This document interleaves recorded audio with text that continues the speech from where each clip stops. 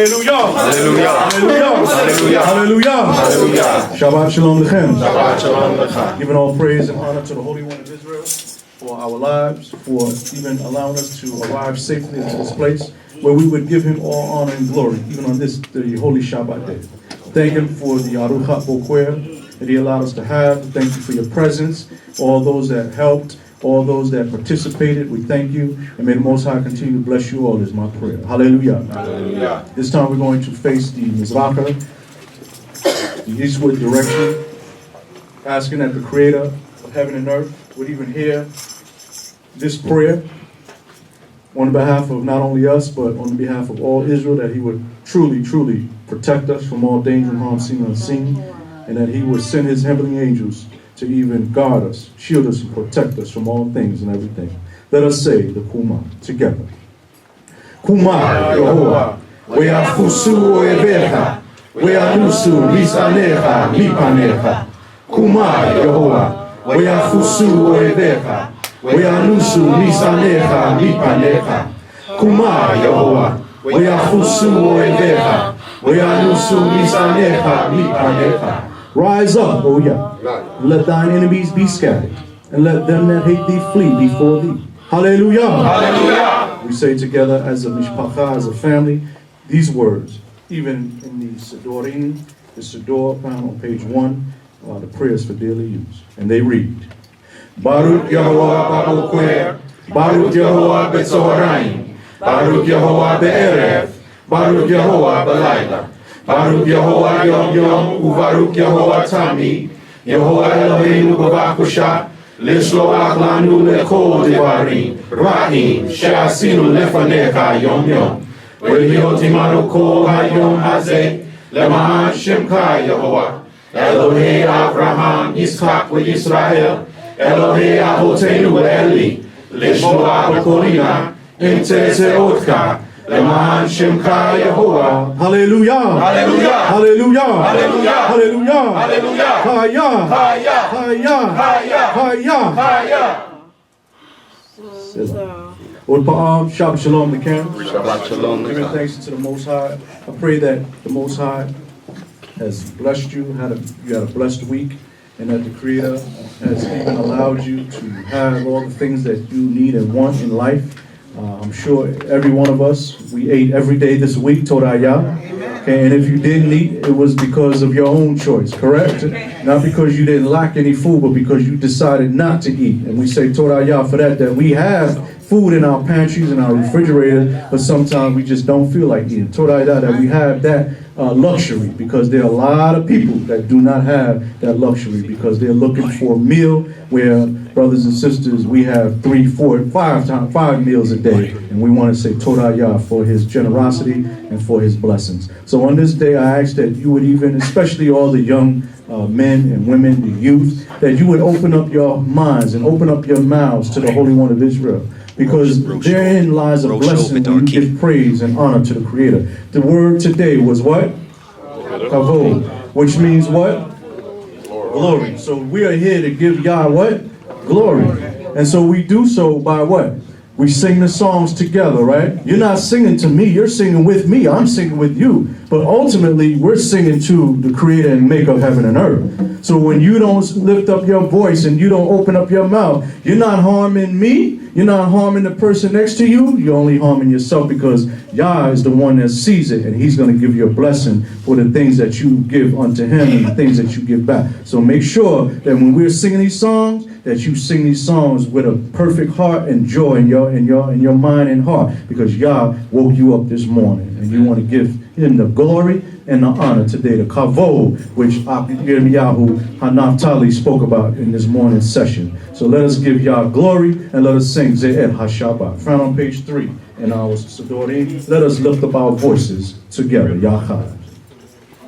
Ze'ed HaShabbat, Samei Akani. Ze'ed HaShabbat, Samei Akani. Ze'ed HaShabbat, Samei Akani. Ani Oe Hayom Shashem. Ze'ed HaShabbat, Samei Akani. Ze'ed HaShabbat, Samei Akani. Ze'ed HaShabbat, Samei Akani.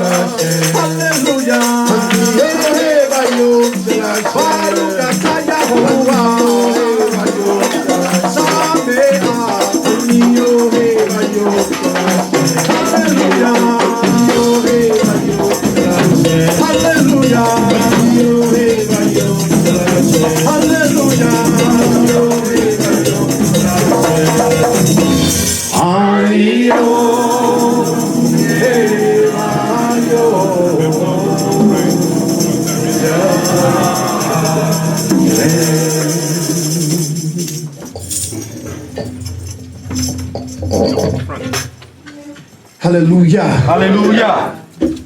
אנחנו אוהבים אותך יהובה. We love you, oh yeah.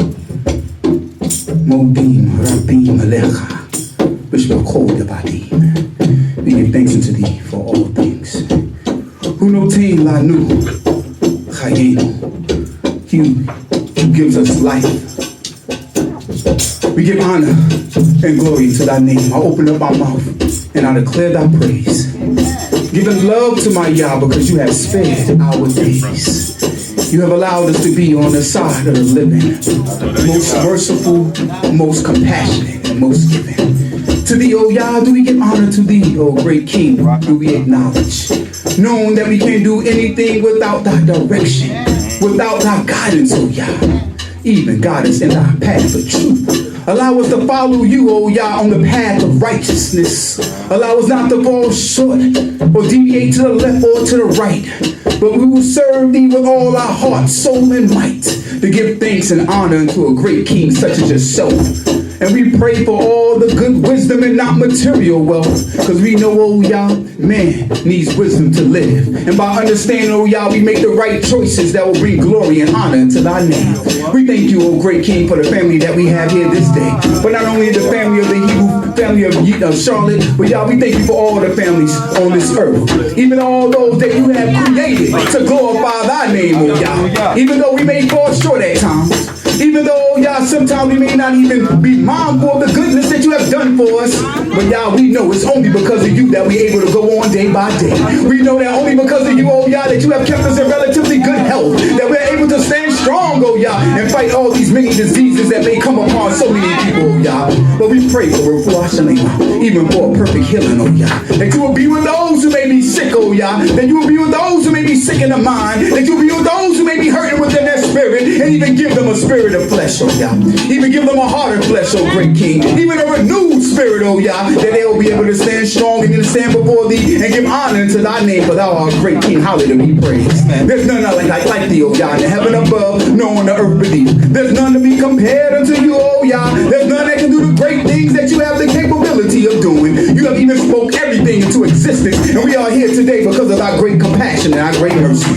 And we pray that we will be able to live up even to the expectation that you have even put upon mankind, that the Torah will continue to be our God, oh Yah, that we will continue to receive correction, that we will not be pompous, that we will not be arrogant, oh Yah, that we will not be self-centered, but we will be a people that show love and kindness, that knowing that your love and kindness lasts forever, oh great King. Oh Jehovah, glory to thy name, and we thank you for the elders in our midst this day, praying that you continue to be with them, oh Yah. We thank you for even allowing the elders, our Queen Yatniel, to see another year like how great is thy name, oh Yah. We thank you even for the beautiful face of Imam Zahn, when she come with her beautiful spirit, continue to be with her and strengthen her, oh Yah. We thank you for our Imam Muzar, we thank you for our Imam Rishona, oh Yah. We even thank you for our sister Gerbiakia, who's not here at this time, oh Yah. We thank you, oh great King, even for the great leaders that stand before thee, all the Mishar team, all the Morim, all the Cohane, oh Yah, even the flock of thy pastor, even Amkar Yisrael, even be with us all for your high and holy name's sake. We thank you for the new faces, even for the familiar faces that we haven't seen in some time, even like our sister Shay out here. Thank you, oh Yah, even for the life of my sister, and you continue to be with her. Even for the life of our sister Naya, that you continue to be with her and strengthen her, oh great King. Even her son, even as he come up and play the drums to express his love to you, oh Yah, we pray that you'll put your spirit in him, that he will grow up and even do great things in this world, oh Yah. That you'll remember all of our Yeladim, that you'll remember all those who are up and coming. Remember our daughters and our sons who go off to college, that they will maintain even what's good and what's right before thee, oh Jehovah. Oh Yah, it's not enough words to describe thy greatness, oh Yah, but we know it's only because of you that we're able to stand. And we glorify and we praise thy name, for thou art great King. Hallelujah, be praised, oh Jehovah. We say, Ain Kimokai Yah. There's none like thee, oh Yah, Elohim, Bahashemayim, Bahal, in the heaven above, or how artist mitakat, or the earth beneath, or how Mayim mitakat, how artist, or the water that's beneath the earth, oh Jehovah. How great is thy name. You have created everything to glorify thy name. You have given food to the hungry, oh Yah. You have given clarity to those who are confused. You have given eyes to the blind, oh Yah. You have given strength to the weak, oh great King. How marvelous art thou. We shall forevermore, shall forever glorify and even uplift thy name. As we say, from the rising of the sun to the going down of the same, may thy name be praised.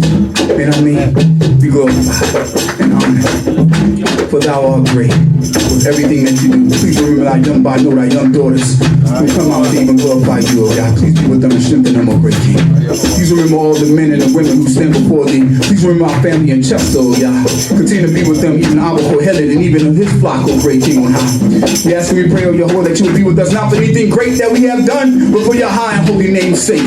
Because only to you do we give the honor. Only to you do we give the glory. Praise and honor to thy great, holy, and magnificent name. We thank you, oh Yah, for all the good things that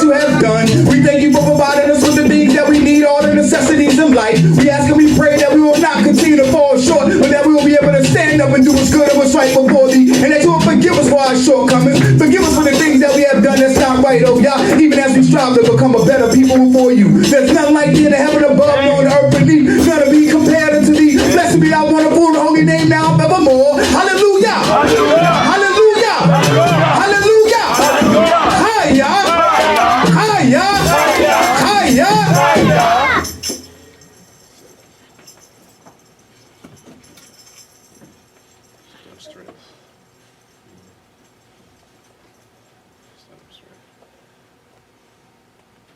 Selah. Shema Yisrael, Yahuwah Eloheinu, Yahuwah Eloheinu, Yahuwah Eloheinu.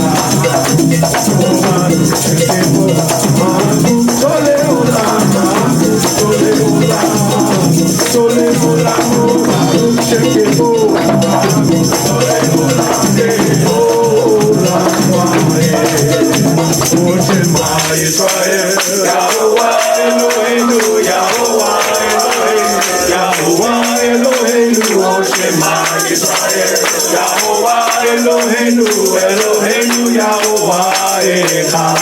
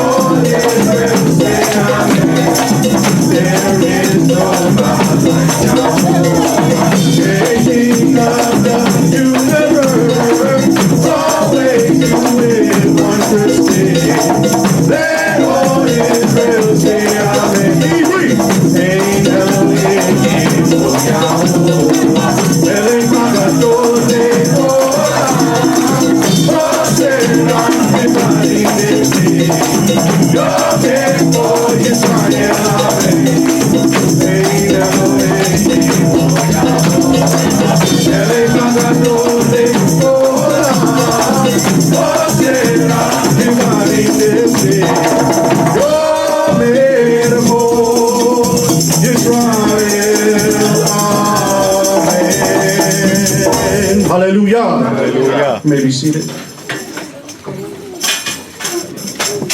At this time, we would like to say the words that we say together, the prayer, found on page 4 in our Sidrah, as we lift up our voices to Yah once again, to give him honor, kavod, so that Yah would even continue to watch over us, and thanking him for allowing us again to meet, and that we hope and pray that as we say these words together, that Yah will bless us with another week of life, even before him, because life is so precious in these days and times that we ask Yah to please extend unto us life and years upon this earth. So as we say these words, we pray that Yah would even add a blessing unto it for each and every one of us. Not only us that are here, but for all of our family members that do not know the Creator. Somehow, or they just don't understand, or they don't want to understand. May Yah touch their spirit as well. And may Yah even cause them to understand what truth is, and who God is, and who the true and the living power is, because so many of our people are lost. And so many of us, we struggle with some of our family members, but we hope and pray that the struggle will not even extend for a very long time, but that they too would be in these same seats, in the same room, giving praise unto the Most High God. So we hope and pray that Yah will bless us, because we don't say these words not just for us, but for all of our family members. They might be in these churches and these dens of iniquity right now, but Yah can change anything at any time. And so you have to make sure that you extend even your prayers and your thanks, because one thing I know about the Creator, He can switch it around too. He can take you out and bring them back in. And so Most High, we hope and pray that we can always reserve a seat for ourselves, and also have a seat for even our family members and those that are even seeking truth and trying to find the Holy One of Israel. So let us say these words together. Blessed art thou, O Yehovah, our power, and blessed be the works of thy hands. And the heavens and the earth were finished, and all the hosts of them. And on the seventh day Yah finished his work, which he had made. And he rested on the seventh day and hallowed it, because that in it he rested from all his works, which Yah in creating had made. O thou who art most holy, look upon thy people in mercy. Hear thou us, O power of Abraham. Nurture us, O power of Yitzchak. Save us, we implore thee, O power of Israel. Blot us not out, O Yah, though our sins be many, but cast our evil doings into the bottomless pit, to remain forevermore. Our hope is in thee, O Yah, and without thy mercy we have no. Father of wisdom, thou dispenser of knowledge. Cause our hearts to discern and our minds to retain thy law. Bless Israel to know thee as we did in the days of yore. Let the sign of the Shabbat shine brightly from this thine house, and from us thy people Israel. Let our voices mingle with the host of heaven, as we joyfully proclaim, blessed be the name of our power, and blessed be his holy day. Hallelujah. Let us sing together the Shema. Shema Israel,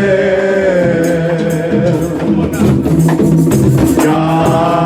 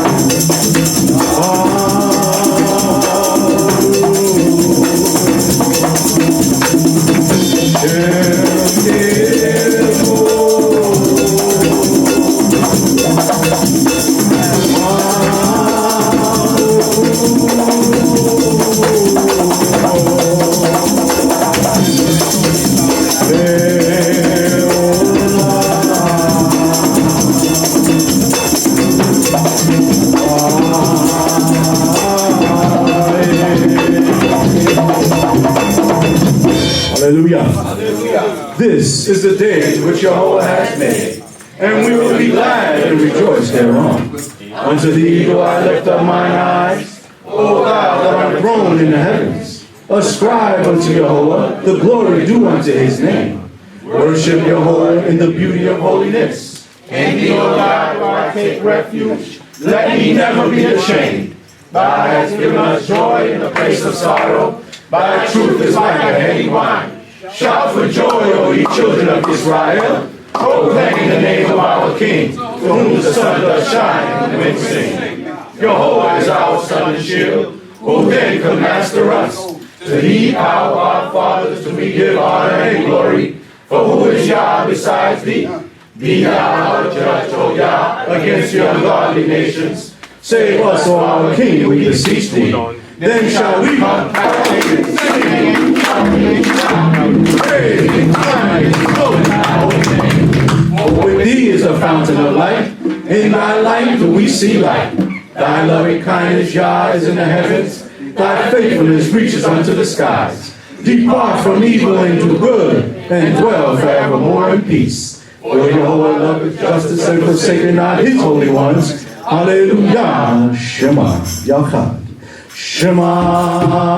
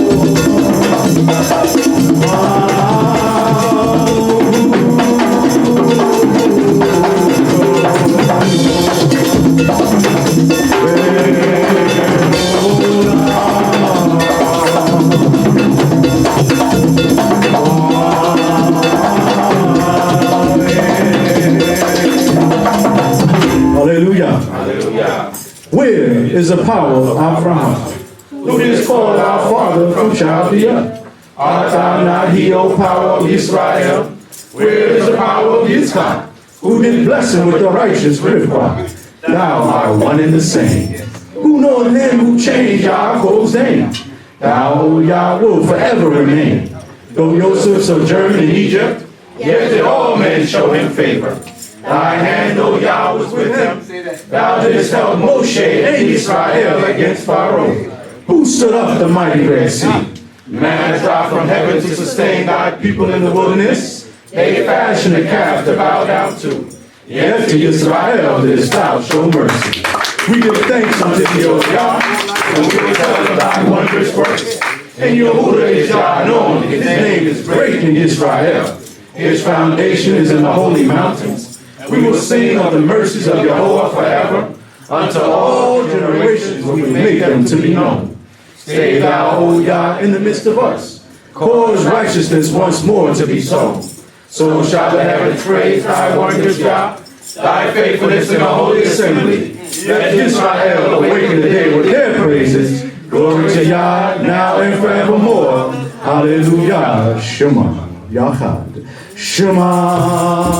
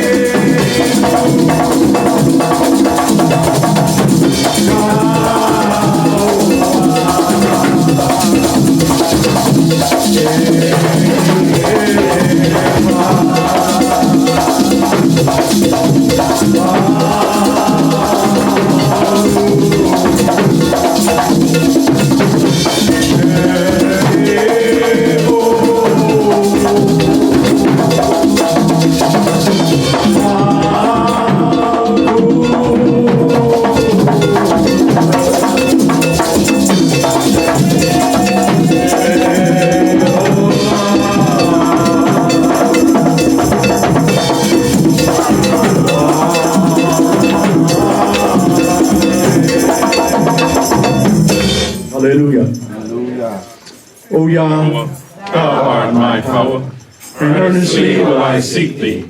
Hear my voice, merciful Father. Preserve me from my enemies. Send out thine angels to protect me. O thou that hearest prayer. With thy mighty hand, Yah, subdue all those that hate us. remember us in mercy, Yah, and pardon all our transgressions. Except our power doth bless us, how could we hope to prosper? Unless our Creator protect us, We are as if we had not been.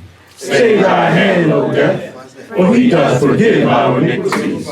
So will I sing praises to his name, that I may perform my vows. The dead praise not Jehovah, nay, nor any that go down into silence. Let us extol our power while we have light. Sing praises to our power while we have any being. Together we will lift up our voices and gratefully sing. Withhold not thy voice from extolling our Maker. Let young and old praise him together. Let the tribes come near and testify. Even the tribes of Israel, the mighty of Jehovah. Say among the nations, Jehovah reign. Thy power Israel over all the world. For Jehovah will not cast off his people, neither will he forsake his inheritance. Thy testimonies are very sure. Holiness becometh thy house, now, O Yah, and forevermore. Hallelujah. O Yah, to thee we pray. Send forth thine angels to guide us on our way. Lift up thy hand for thy people to know, understanding, with wisdom to show. We are thy people, and thou art Yah alone. Onward we march, as in days of old. Onward we march, his glory will show. For our hearts we turn to thy Lord. Glory to Yah, and onward we go. Onward we march, as in days of That we was hewn from. onward we march, his glory will show. For our hearts we turn to thy Lord.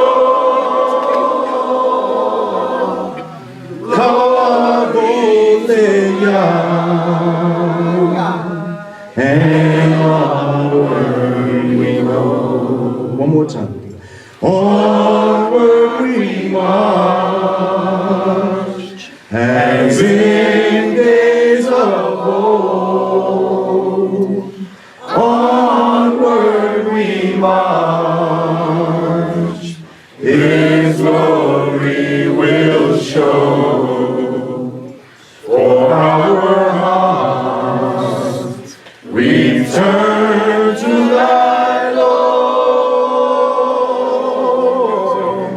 Glory to Yah, and onward we go. Hallelujah. Hallelujah. Giving all praise and honor. Kol Kavod, Le'Yah Yisrael. We thank him for allowing us to reach this point so that we can open up the book of our Torah in the Hebrew, so that we can learn the lesson for today while we are reading it, and then later on we will continue on in our extensive studies for the portion of Tetzaweh. But first, let us sing the song, HaTorah. Let us sing it together as we petach even the law, and we are going to study therein even at this time or right now. Petach HaTorah with Nilmod Akshal. So let us sing it with enthusiasm, HaTorah.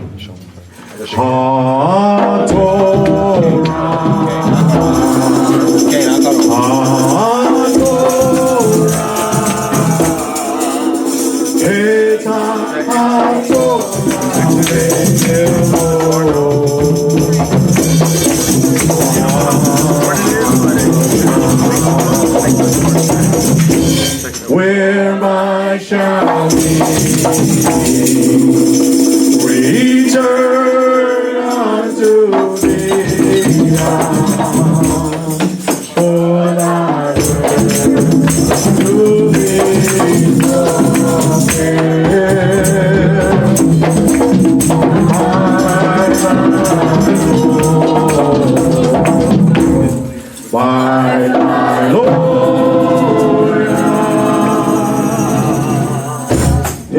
in our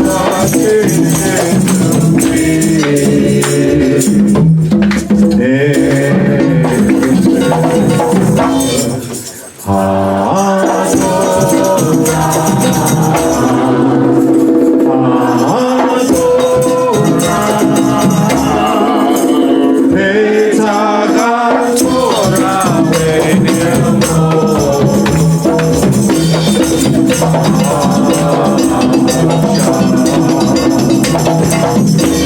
Oh, how can we draw closer to each other in God's spirit, in God's blue light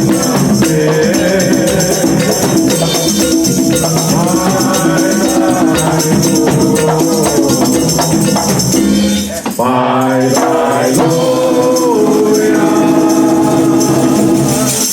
is the only way we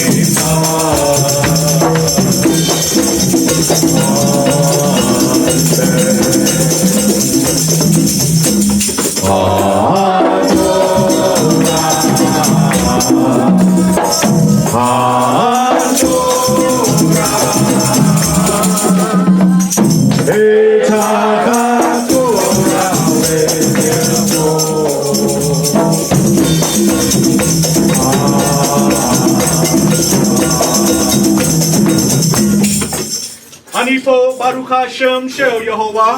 Baruch Yahovah Yom Yom, Baruch Yahovah Tamid, Ubaruch Haba Likrayet HaTorah. Mode Ani Lefanecha Yehovah, Natan Lanu Et HaTorah. Hallelujah. All females be seated.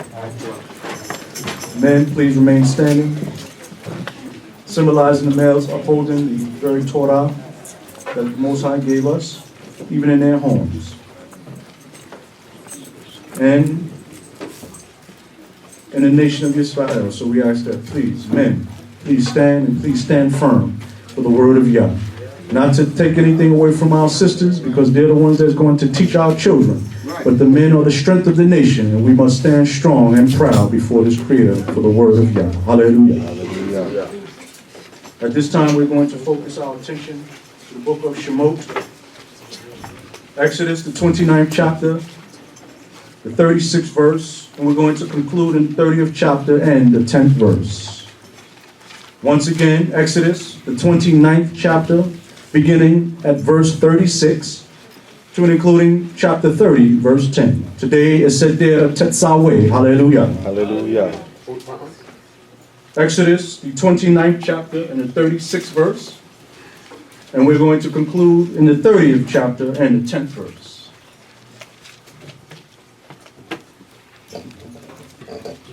It reads on this wise in Hebrew. Hallelujah. Hallelujah. Ufar chatat ta'aseh leyom al ha-kipporim, vechiteta al ha-mizbeach, vekaperka alav, umashata oto lekwad sho. Shivat yamim techaper al ha-mizbeach, וקידשת אותו והיה המזבח קודש קודשים כל הנוגע במזבח יקדש וזה אשר תעשה על המזבח כבשים בני שנה שניים ליום תמיד. Hallelujah. Hallelujah. And every day shalt thou offer the bullock of sin offering beside the other offerings of atonement. And thou shalt do the purification upon the altar when thou makest atonement for it. And thou shalt anoint it to sanctify it. 7 days thou shalt make atonement for the altar and sanctify it. There shall the altar be most holy. Whatsoever touches the altar shall be holy. Now, this is that which thou shalt offer upon the altar. 2 lambs of the first year, day by day, continually. Amen. Bodi manatnu la, she'atahu Eloheinu, ve'Elohei avotenu, Abraham, Yitzchak, ve'Yaakov le'olam ha'ed. Nikra et Akh Yirmiyahu ben Naphtali ben Israel. Baruch Hashem Shel Yehovah. Baruch Yahovah Yom Yom. Baruch Yahovah Tamid. Ubaruch Abba Likra et HaTorah. Mode ani lefanecha. Yehovah Eloheinu Asher Notein Lanu et HaTorah. Amen. Hallelujah. Et Hakevis. Ha'echad ta'asei babokwel ve'et hakevis. Hasheni ta'asei vein ha'arbaim. Ve'i saron solet. Balul Beshemen, Hatit Rabbah, Hayin Hanesek, Revi'i, Hayin Yayin, Becheves Ha'echad. Ve'et Hakeves Hasheni, Ta'asei Bein Ha'arbaim, V'chamin Kat, Habokwe, Uk Nishka, Ta'asei La, Reach Nechoach, Isha La Yehovah. Hallelujah. The one lamb thou shalt offer in the morning, and the other lamb thou shalt offer at dusk. And with the one lamb a 10th part of an ephah of fine flour, with the 4th part of a hin of beaten oil, and the 4th part of a hin of wine for a drink offering. And the other lamb thou shalt offer at dusk, and shalt do thereto according to the meal offering of the morning, and according to the drink offering thereof, for a sweet savor, an offering made by fire unto Jehovah. Amen. Modim anachnu la, she'ata hu Eloheinu, Elohei Avotenu, Abraham, Yitzchak, Yaakov le'olam va'ed. Nikra et Bekor, Ha'eli ben Akh Oren ben Yissaskar ben Yisrael. Baruch Yahovah Yom Yom. Baruch Yahovah Tamid. Ubaruch Abba Likra et HaTorah. Hallelujah.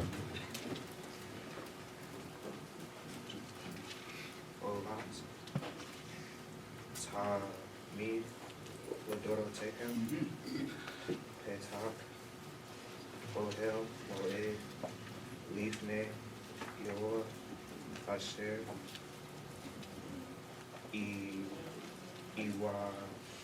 Wae Lakem Shema Legaber Eleka Sham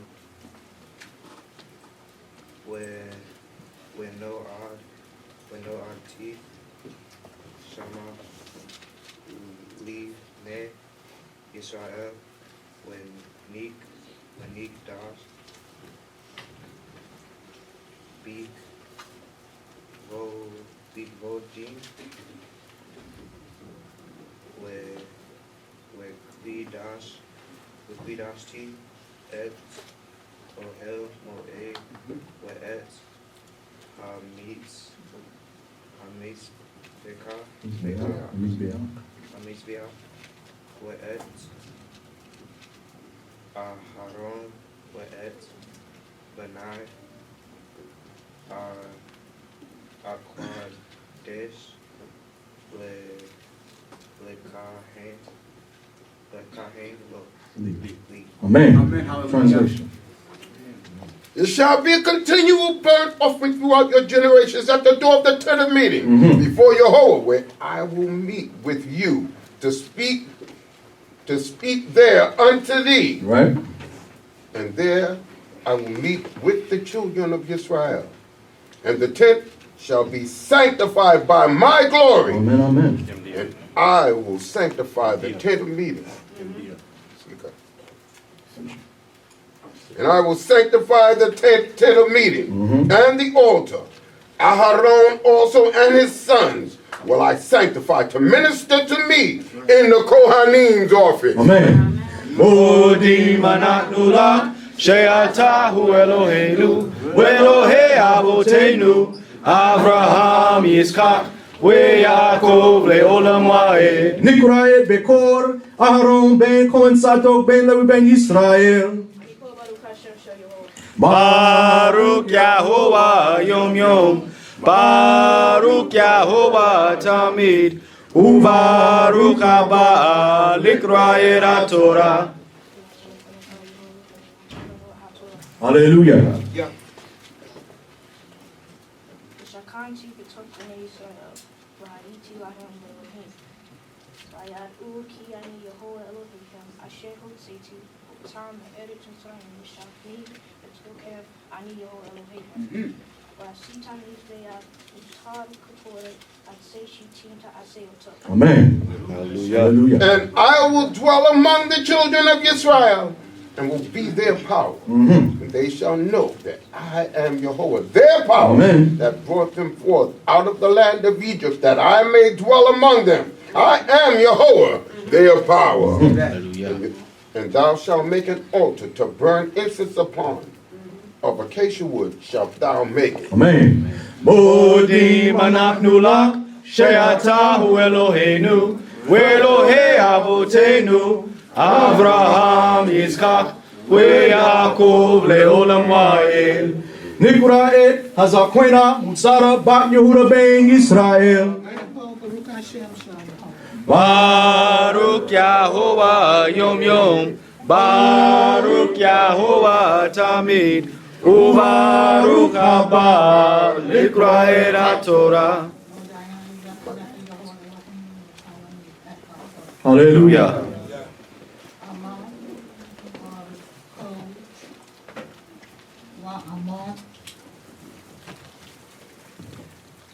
Rabo, Rockable. Ravu, Yitye, Ravua.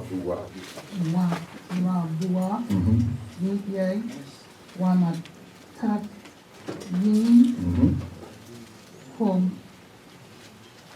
Komato, Mimenu, Quad, Noto, Tie. White yeast, pita, It's C, Peter. white feet, pita, super. Oto, Zahar, Kog, Four, Et,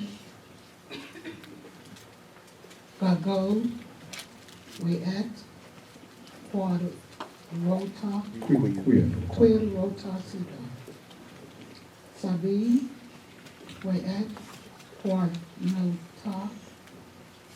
We are Sita, Lo, Zer, Zahar, Savi, Uste,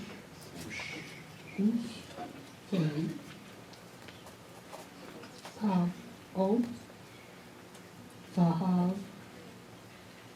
Ta'asei, Lo, Titakat, Mitakat, Lazay Ro, Odd, Odd, Shanae, Shatay, Za Otam, O-U, Ta'asei, Sanae,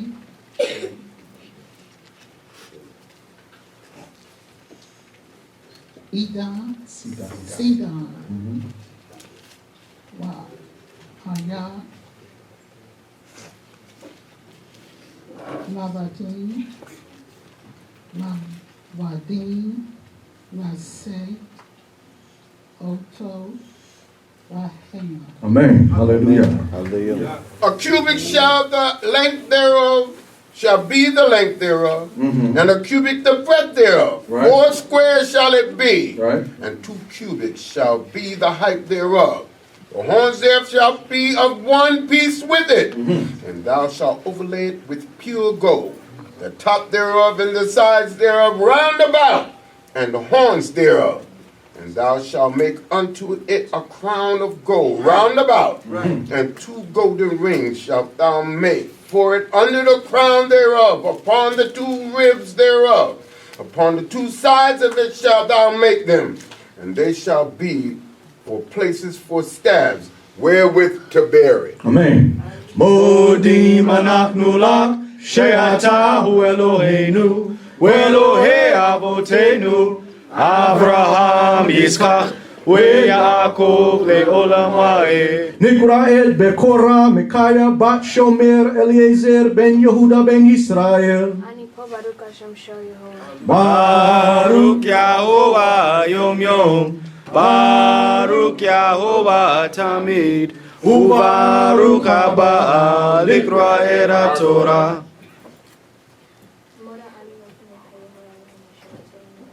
Hallelujah.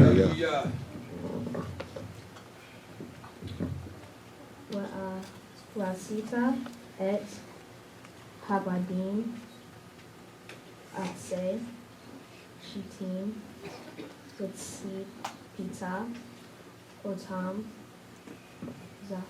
זהב. ונתת אותו לפני הפרוכת אשר על ארון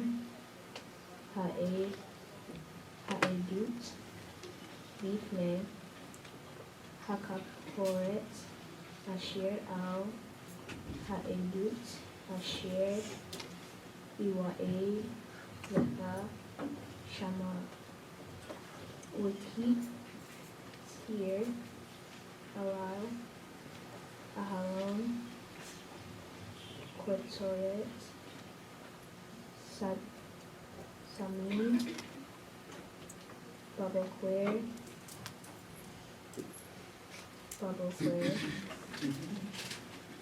והציבו את הנרות Hallelujah. And thou shalt make the staves of acacia wood and overlay them with gold. And thou shalt put it before the veil that is by the ark of the testimony, before the ark cover that is over the testimony where I will meet with thee. And Aaron shall burn thereon incense of sweet spices every morning. Right. When he dresseth the lamps, he shall burn it. Amen. Modim anachnu lach, she'ata hu Eloheinu, ve'Elohei avotenu, Avraham, Yitzchak, ve'Yaakov le'olam ha'ed. Nikraet Hamaftir Al Hayom Hashabbat Hazeh Seder Tetzaweh. Nikraet Akh Oren Ben Yisaskar Ben Israel. Baruch Yahovah Yom Yom, Baruch Yahovah Tamid, Ubaruch Haba Likra et HaTorah.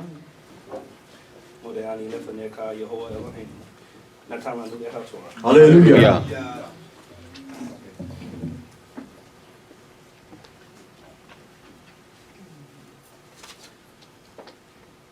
ובהעלות אהרון את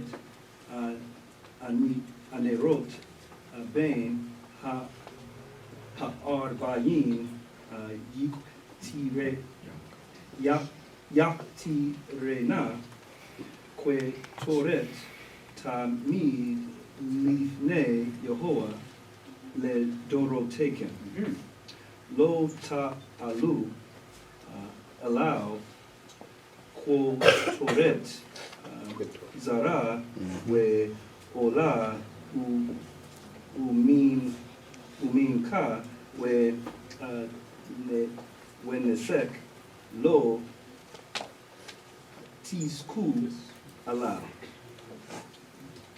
וכיפר אהרון על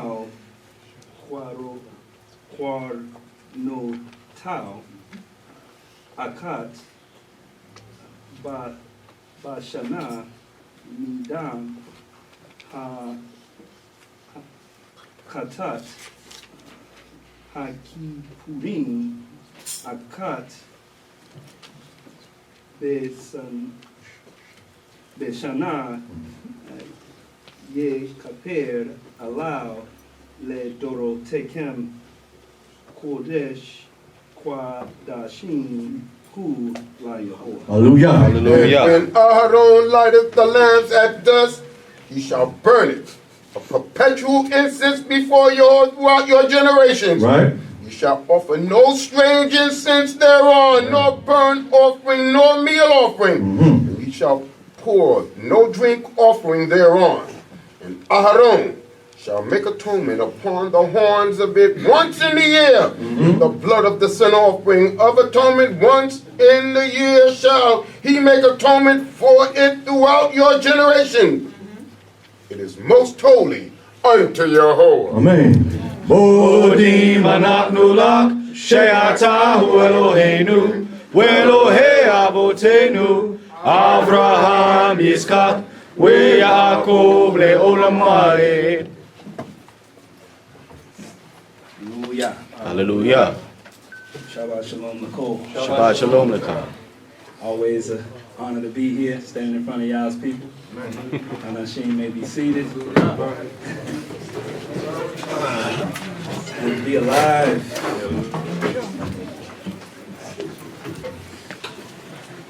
Haftorah portion for Tetzaweh is coming from the book of Ezekiel, 43rd chapter. Last week and this week are just those portions that you got to keep the eyes open. May not interest everyone when they hear, blue, purple, scarlet, and fine twine, and 1 cubit, 2 cubit, 3 cubit, 4. It's not. Some of us want to just skip right past it, And maybe it's me talking for my own personal. Everything I say today is just me talking. I don't have much to put on the 1 cubit, 2 cubit. The purple scarlet fine twine. So, just saying, for all y'all, stay woke. Stay woke. Stay woke. Because it was left on record for a reason. Definitely was left on record for a reason. Specific instructions were supposed to be followed, and some points in history we were following them. Other points of history we did not. And I guess we here now, and this is where we are today. Where we in a, we're receiving the blessings, but it ain't right. Israel still is not taking its rightful place. And sometimes it's all due to because we didn't want to listen to 1 cubit, 2 cubit. Blue, purple, fine twine. And that's what leads us. Go ahead and take the first 2 verses, Akh Oren. We're starting at Ezekiel, 43rd chapter, starting at verse 10. Amen. Thou, son of man, show the house to the house of Israel, that they may be ashamed of their iniquities, and let them measure up accurately.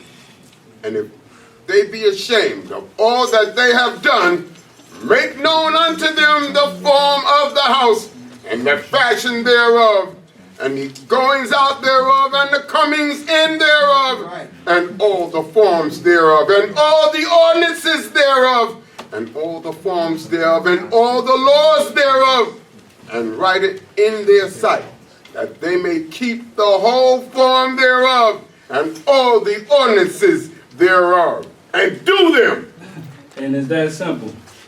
That was our job and our goal. It was written down in stone, written down on paper or whatever, just to do the Most High's law, to do His ordinances, Right. to do these things. But I don't know, maybe it's just me. We still have a tough time trying to connect ourselves to these portions. And I get it. But ain't no one to blame but us. Trump ain't to blame, whoever ain't to blame, the white man or whoever you want to call it. Can't blame him. You can only blame us. So what can we do? Follow the specific instructions that are left on record. It's really not that difficult. I mean, maybe we don't have a temple or those things, those physical reminders in front of our faces, but it's time to start someone to take interest. That engineering mind engineers making the money. That's right. So they start hearing 1 cubit, 2 cubit, they start getting excited. That's right. Like, oh man, we about to lay the foundation and do something. Yeah, here. that's right, man. So that's it should be, you know, if you have a care, a certain zeal for this thing, this stuff should be warming you up. We gotta get ready, gotta get prepared. Have you continue. This is the law of the house. Upon the top of the mountain, the whole limit thereof round about, shall be most holy. Behold, this is the law of the house. And these are the measurements of the altar by cubits. The cubit is a cubit and a hand breadth. The bottom shall be a cubit, and the breadth a cubit, and the border thereof by the edge thereof round about a span. And this shall be the base of the altar. And from the bottom upon the ground to the lower settles shall be 2 cubits, and the breadth 1 cubit. And from the lesser settle to the greater settle shall be 4 cubits, and the breadth a cubit. And the hearth shall be 4 cubits. And from the hearth and upward there shall be 4 horns. And the hearth shall be 12 cubits long by 12 broad, square, in the 4 sides thereof. And the settle shall be 14 cubits long by 14 broad, in the 4 sides thereof. And the border about it shall be half a cubit. And the bottom thereof shall be a cubit about. And the steps thereof shall look toward the east.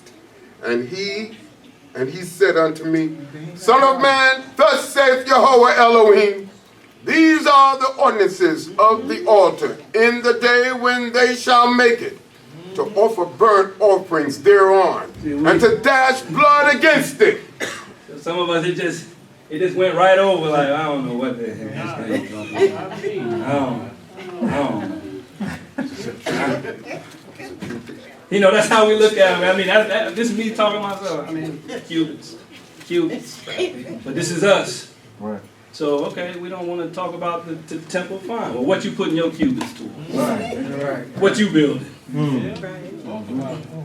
How many cubits you putting towards good or towards evil? How you building up folly, or you building up, you know, something that's good? We waiting on blessings still? Because you can create them yourself. You got the power to change your own situation. Is what you putting your cubits towards. If you want to make the change, young men that's 16 going on in, it's time. Start building the blocks, figuring it out. You know, you putting them cubits towards 2K and trying to have the flyers swag or whatever the heck you want to call it, or you trying to start building a little career or some type of, it's time. Because the blessings aren't falling out of the sky. Not for everybody. Talk about it. You know, I could be on the roulette table, baby. I wrote. I'm gonna come across there, baby. You know, blessing out of the sky on that craps table. Hit my number. You understand? But it don't come that. See, casino, they got their calculation. They know they ain't gonna be blessing everybody. If they was blessing everybody in the casino, they wouldn't be in business. Trust me. Trust me. We got the power to create our own. Because we've been blessed a long time. That's right. So you know what you building. Because when you're building up for foolish and for folly, you might get blotted out of history. Let me take that next verse out, Quinn.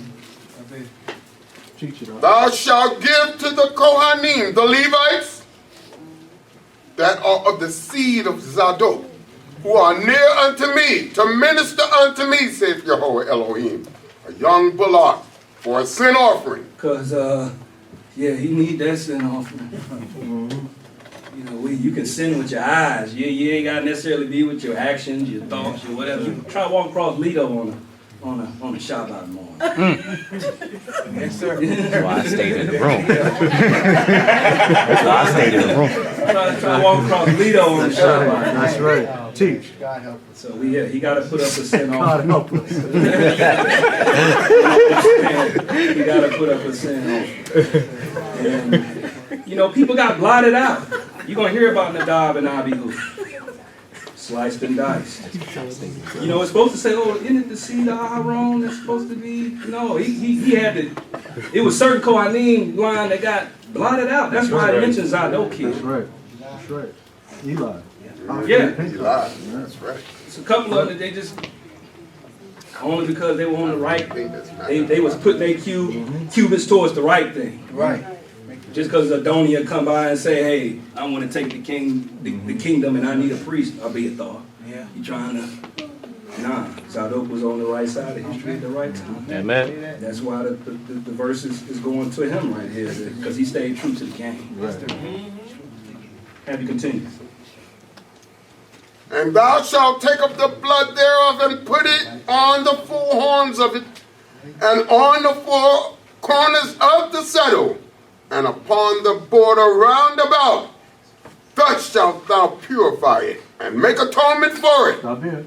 Thou shalt also take the bullock of the sin offering, and it shall be burnt in the appointed place of the house, without the sanctuary. And on the second day thou shalt offer a he-goat without blemish for a sin offering, and they shall purify the altar, as they did purify it with the bullock. When thou hast made an end of purifying it, thou shalt offer a young bullock without blemish, and a ram out of the flock without blemish, and thou shalt present them before Jehovah, and the Cohane shall cast salt upon them, and they shall offer them up for a burnt offering unto Yah. 7 days shalt thou prepare every day a goat for a sin offering. Right. They shall also prepare a young bullock and a ram out of the flock without blemish. 7 days shall they make atonement for the altar and cleanse it. So shall they consecrate it. And when they have accomplished the days, it shall be that upon the 8th day and forward, the Kohanim shall make your burnt offerings upon the altar, and your peace offerings, and I will accept you, saith Jehovah Elohim.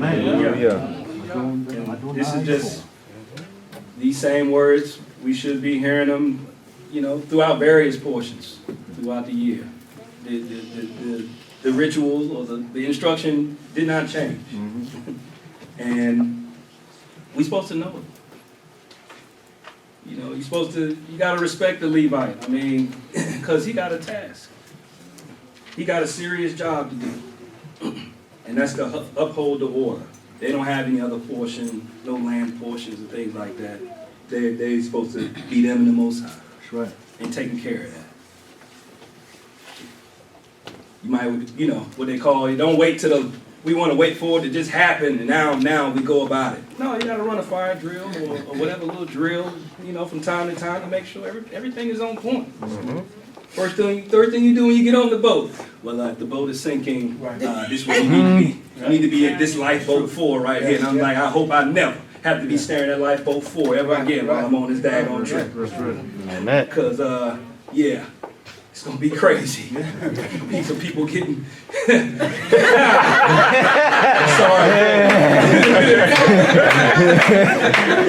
Don't want to be here. Shouldn't take a coronavirus for you to start washing your hands. Hello. Gotta be practicing these things all along. That way, when it's time, we already ready to go. We know it. We got it. We know cubits. We can build it right here and there. All that stuff. Left on record for a reason. These specific instructions. Appreciate your time with me.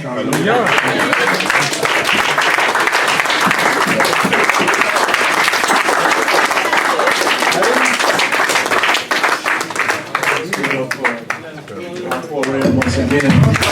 Hallelujah. We thank the Most High for our brother Akh Oren for being a Maftir today and for the beautiful words that he conveyed to us today. Beautiful words, true words, brothers and sisters. Is what we need. We need truth. That's what it's all about, right? We need truth in these days and times. No more are we going to sit here and stand up here and just, just start speaking, about nothing. We have a platform to speak about nothing. We have a platform, my brothers and sisters, to speak about the truth of the Holy One of Israel, because truth is needed in this day and time. Too many lies and deception has been going on for generations. And look at our people. We falling for every okie doke.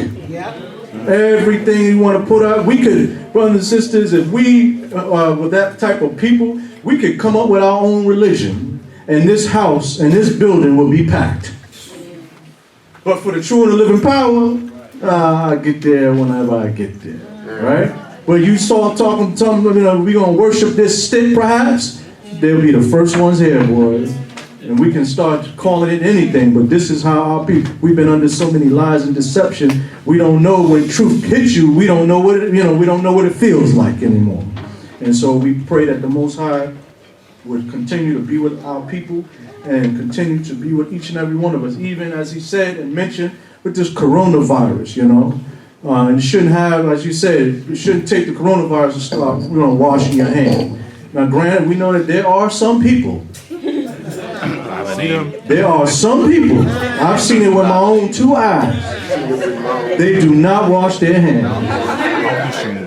Yeah, And the people that need to hear it, they're not even around to hear that they need to be washing their hands. Yeah. But you got to understand, the Creator, I'm going to tell you something. And I'm not downplaying the coronavirus, but we have to be able to trust in the Creator. Because remember when Ebola came out, swine flu, anthrax, all these things, and Jehovah saw us through each and every one of it. Now, don't get me wrong, you take the preventative, the prevention that you need to wash your hands. They tell you you're supposed to wash them for 20 seconds, equivalent to happy birthday, But whatever you got to do, if you got to sing a song, and read a proverb while you doth not wisdom call and understand a book, you got to read that whole proverb, then you wash your hands. But the Creator left on record, I was reading something this week. I told I have the opportunity to sit at my computer and my desk and read it tonight while looking after my student. I'm taking care of him. But the Creator left something on record, and it really touched my spirit, because in ancient days, the Creator, when he would try to, not try, but when he wanted to, dispose of the inhabitants of the land, he would send the beasts of the field, he would send the birds of prey, right, to go eat up the land. And he said that he did that so that the people could tremble. Now today he's not sending, birds of prey. He's sending diseases so that the people can do what? Tremble. And I'm not saying for you, and see, those of us that read this book, we should not tremble, because we understand what the Creator is doing in this day and time. We know that his hand is heavy upon this earth. You might get a little nervous, but don't be shocked as to what's going on around you. Because the Creator left it on record. He said, when I send the cup of fury, he said, everybody's going to drink. And so this is what's happening. Coronavirus, that ain't nothing but the beasts of the field going throughout the land right now. That's what it's equivalent to right now. He said the people of the land, the inhabitants of the land, they're trembling. When you went to Walmart, did you find one Lysol? No. You couldn't find no Lysol. The clerk said, we're expecting a truck tonight. No Lysol. The people are trembling. And I'm not saying that they shouldn't, but this is what the Creator's doing to wake up these inhabitants and our people as well, because our people, they need to hear it first. See, when the Creator sends the cup of fury, if you read in Jeremiah the 25th chapter, where did he go first? He went to Jerusalem. He said, I'm going to start with my own people first, and then I'm going to start, having the other nations drink. Because, we're the ones that were supposed to know, so we're going to drink this cup of fury. And guess what? It's up to us whether or not we're going to continue drinking, or we're just going to put that cup down, as Akh Oren said, and say, let's start building some righteous bricks now. So we have to understand that we're living in a day and time. It's serious. And guess what? Out of it, what did he say? Jacob will be saved. But you got to be able to put your in the pot, right? So that your number and your name can come up as being saved. So in the interim, you got to do something and store some righteousness so that the Creator can make sure that you're in that hat and your name is in that hat, that your family is in that hat. Because once you're gone, you want your generation and your descendant to be a part of it still, correct? Amen. So it doesn't just end with just you. You want your family to be saved as well. Blessed be the name of the Most High God. For He is truly our power and King, and there is none like unto Him. Hallelujah. Please stand. Again, we thank our Maftir, Akh Oren, for doing such a wonderful job. May the Holy One of Israel bless him and his family, and may Yah continue to bless all of us is my prayer. Let us sing HaTorah. However, this time we will sing Segor et HaTorah instead of Tetzaweh. HaTorah, HaTorah, Segor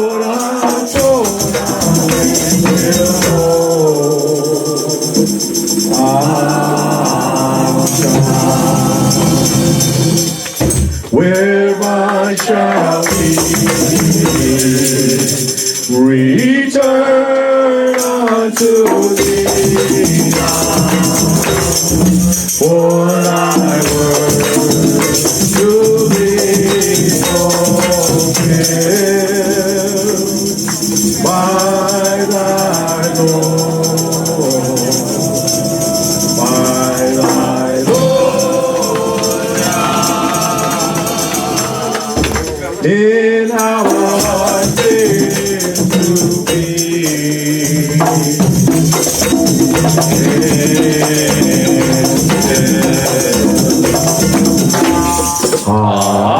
HaTorah,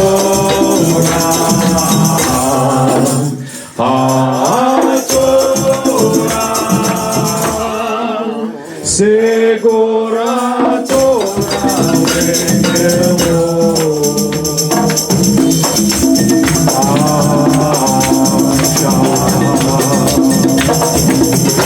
oh, how can we draw closer to each other in the spirit unto righteousness by thy Lord, by thy Lord, is the only way we find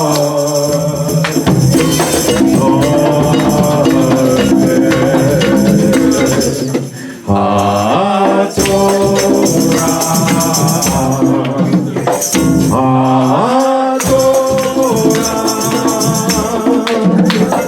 Segor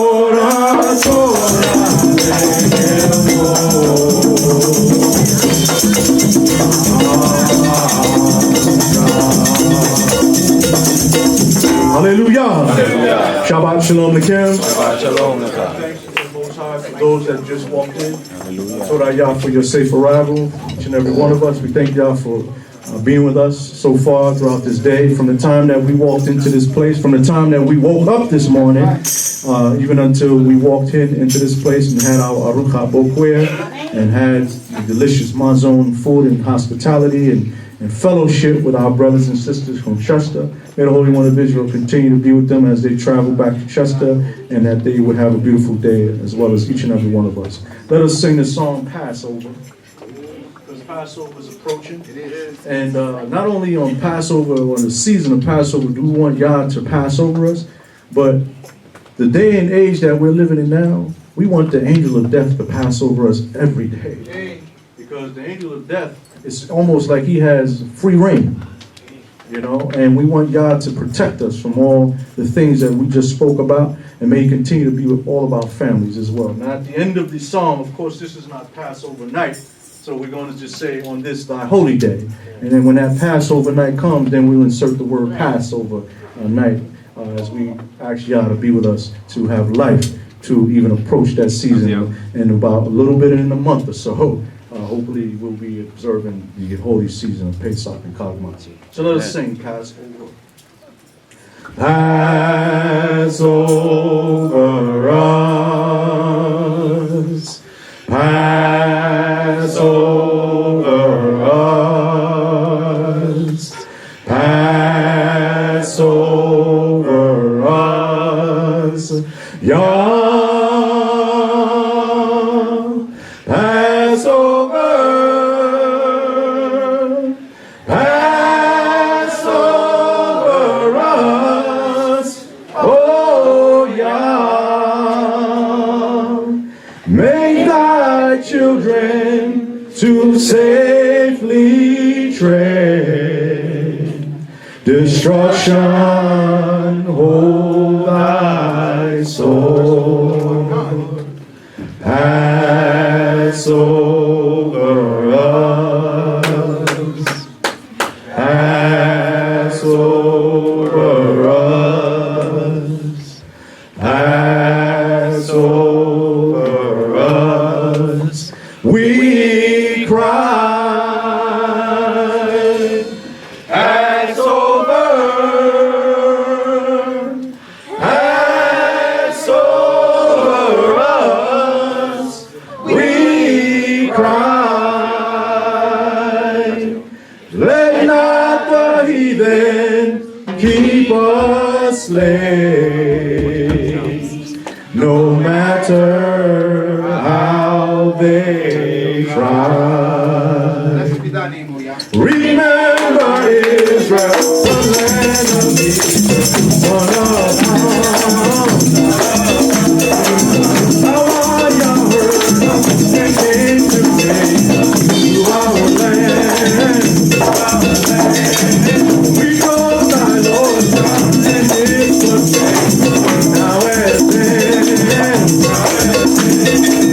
Yet thou hast promised that thou wilt save us once again. Passover us, Passover us, Passover us, we pray. Passover, Passover us, we pray. Show us thy might in mercy, Yah, on this thy holy day. Hallelujah. Please be seated. This time we're going to have read for us the 8th proverb that speaks of wisdom, knowledge, and understanding. Let us welcome even a Cohane, Bishop Cohen Shakyan Ben Lewy, to read for us the 8th proverbs. Hallelujah.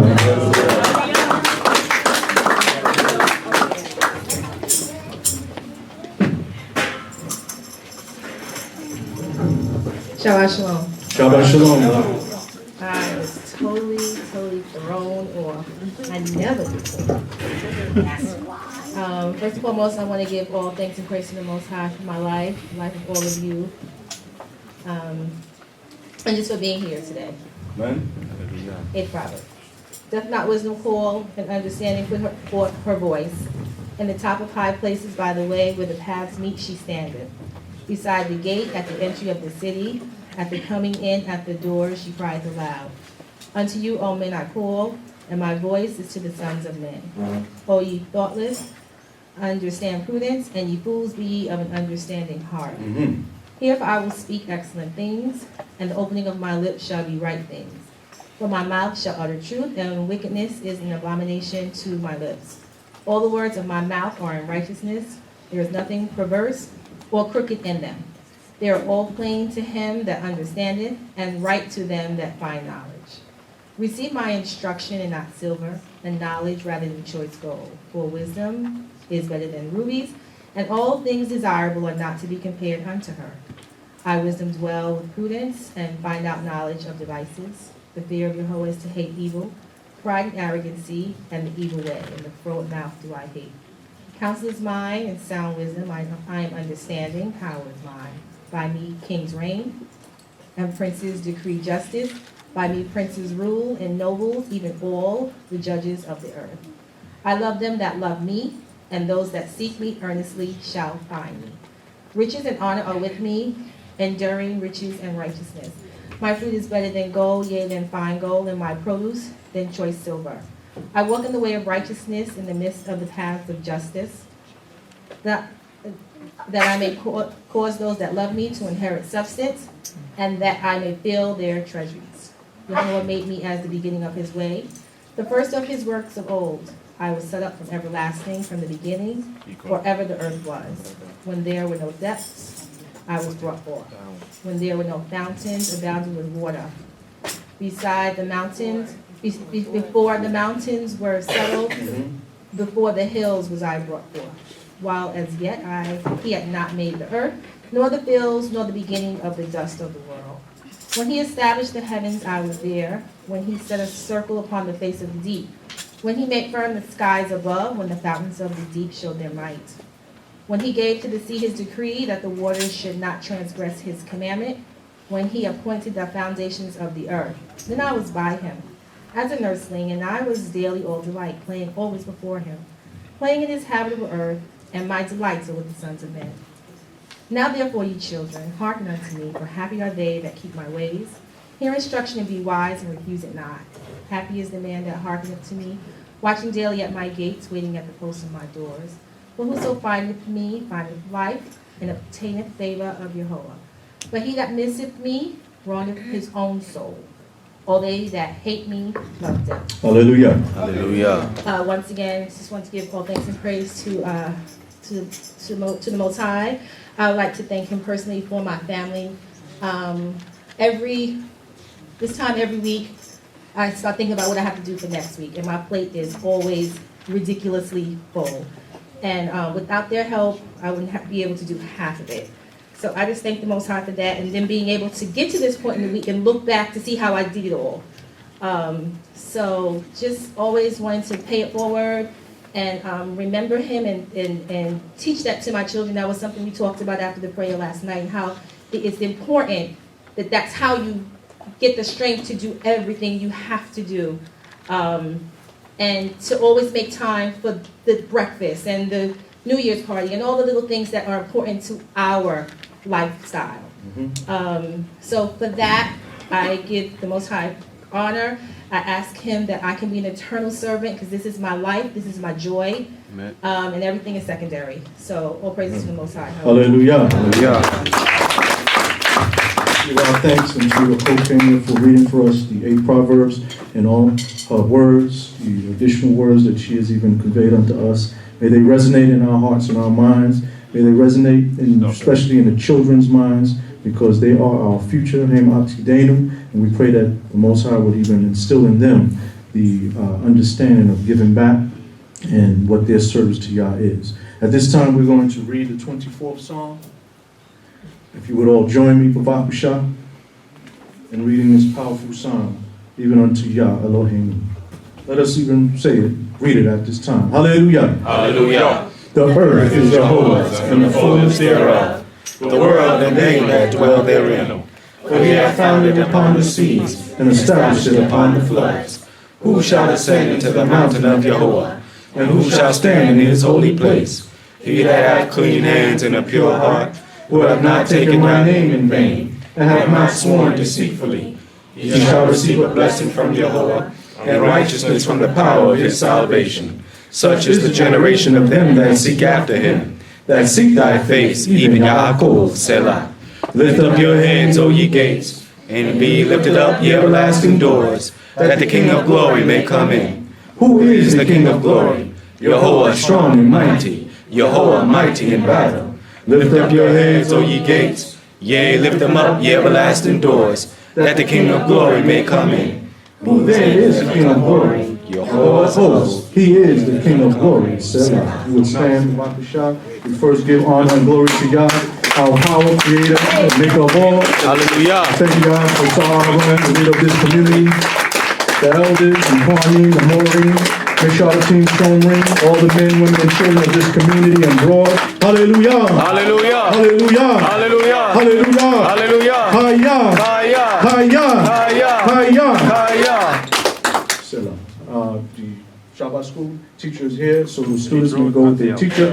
At this time, we're going to bring up Cohane Eliel, who's going to teach the portion for today. Please let us receive him warmly. B'vakasha, Cohane Eliel. Hallelujah. Hallelujah. Hallelujah. Hallelujah. Hallelujah. Hallelujah. Kaya. Shabbat shalom, Nicole. Shabbat shalom. You may be seated.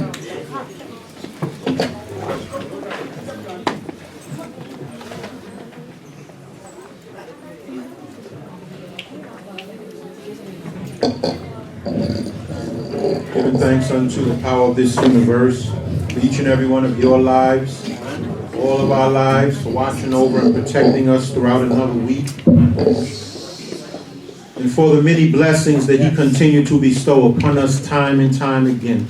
We cannot forget these things, and we must continue to acknowledge Him and remember and recognize His hand in our lives, and constantly tell Him how grateful we are, and express to Yah, whether through prayer, song, or however you choose to, how thankful you are and we are for His love, His mercy, and His kindness towards us time and time again. Amen. Our portion of study begins in Exodus, the 27th chapter, and the 20th verse.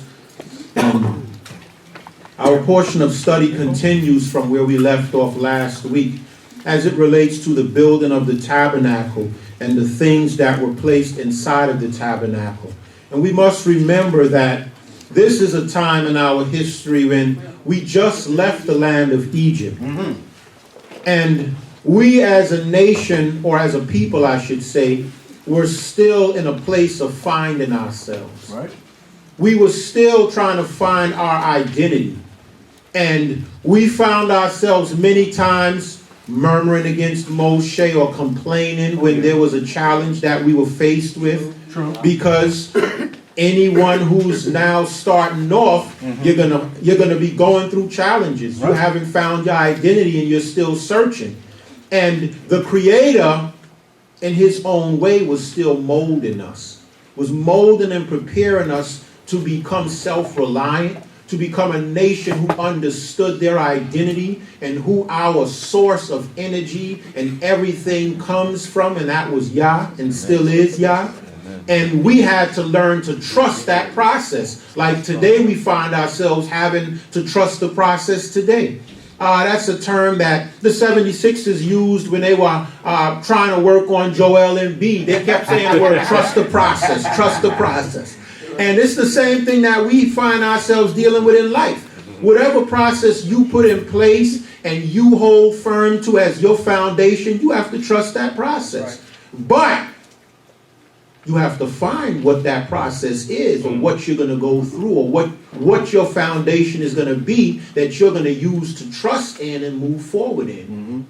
That's been established for us. It's the Creator. But we still have to find Him. That's right. Every one of us have to find Him in our own way in our lives. And our people, Israel, at that time, we were still searching and trying to find Him, because we were just introduced to the Creator. Moshe, who was our leader at the time, or the figure that we saw leading us, was going up into the mountain. Right. 40 days and 40 nights. He's up there being given information by the Creator that would prepare an order for us, an order that would help direct us to the Creator. That's right. Because that seemed to be one of our biggest challenges. Finding out the path that we would use to get to the Creator.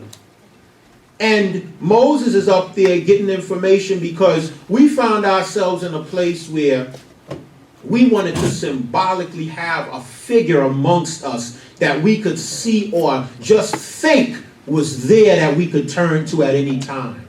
The Creator didn't have to put the tabernacle or tent of meeting there for us to think or believe, or for him to use as a figure of his presence. That was mainly for us. The Creator knew and still know he exists, whether we believe it or not. He exists.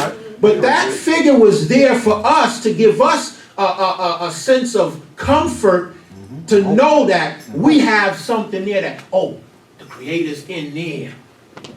The holiness is in that area. We still look for it and need it today. We have to have something tangible that we can look at or have physically to know this is the power that I'm serving, or this is what or who I can rely on. And it's one of our problems today, because we cannot sit down and just believe that this force exists. And we have to put all of our trust in him without seeing anything, or without having anything tangible in front of us to say, this is what I'm going to rely on. I'm going to rely on this brother or that sister or these individuals. And so the Creator, knowing this about us and hearing us mention it over and over again in little ways. Think about it. From the time we left Egypt, when we didn't have water, there was a complaint, as opposed to trusting in the Most High, this force that we couldn't see. When we found ourselves without food, we were complaining. Moses, where is he? We don't have anything. Are we out here alone? We should have known we weren't out there alone, because this very force parted this Red Sea, and we saw what he did to Egypt. Yeah, because we couldn't see him. That's right. We had doubts. We had questions whenever we were faced with a dilemma. And so the Creator, knowing this, the Most High even said to Moshe a few Sidrah ago, he said, when will they trust in me? When will they believe in me? Believe in this process? So the Creator said, you know what? I'm going to have to place a figure amongst them that they can see or believe as this figure that represents me in their midst. And that's what this tabernacle was for. And just having it there would move us in a special kind of way. Because guess what? When you walk past, that's the holy area. That's right. The Creator's in there. Creator ain't in there. He ain't in that box, that ark. But that was a figure of our imagination that helped us. And if that's what helped us along this process, that's what the Creator was using. Because it's who we are up to this day. And it's our very challenge that we're faced with every day in our lives to determine what we do, how we do it, and how we live and carry ourselves. And so, in this point in our history, it's speaking about and continuing a whole construction of not just the tabernacle, but this week Sidrah now speaks about the priest's garments and how they were constructed or made or put together. As last week portion spoke about the tabernacle or the tent of meeting. And the thought behind this is just something to put on your minds. We have to remember that in building this tabernacle today, what can we get out of this? This whole thought of a tabernacle, the priest's garments. Because a lot of times we ask ourselves, well, how is this relevant to our lives today and the way we need to live? Really, it isn't. But it's information for us to have and know, because it's our history. And this is one of the reasons why I'm going to go into it. But at the same time, I'm going to bring out points that'll help us understand and know in life today what concepts we can apply to our lives and how we should think, based on not just the fact that they were building a tabernacle or some clothes for the priest to wear, but what was the deeper meaning behind some of it, or what could have been the deeper meaning behind some of it, because it's all speculation to some degree. None of us understand the Creator at that level where we could say, this is why the Most High had this done. We're speculating because in returning to the Creator, we're trying to learn and understand Him and why He would have us do things. And so this tabernacle, the thought that can be applied is, one could consider this tabernacle or your body today as this building. And you can also consider the fact that Just as that tabernacle was supposed to house the Creator, your body is housed in the Spirit of the Creator as well. And also we should consider what was used to build this tabernacle, the most precious things. And your body, we have to see ourselves as precious individuals. How we live and carry ourselves, the things we do. If you consider yourself to be precious, there are certain things you will not engage in. Certain activities and certain food, even as it relates to health, we should not consume. This is a large area to really consider. But where are we going with it today and right now? What we're considering now is the fact that the Creator had us put these things together to put a presence of Him in our lives. And we today have to find a way to put the Creator's presence in our lives and in our homes as well. And how are we doing that? Are we considering our homes or whatever area we set aside to pray in the best area for saying a prayer for the Most High? When we invoke the name of the Creator, are we ensuring that we're in the best position or the best or have the best environment around us to call upon His name? Do we just use His name freely and treat Him as anything or anyhow?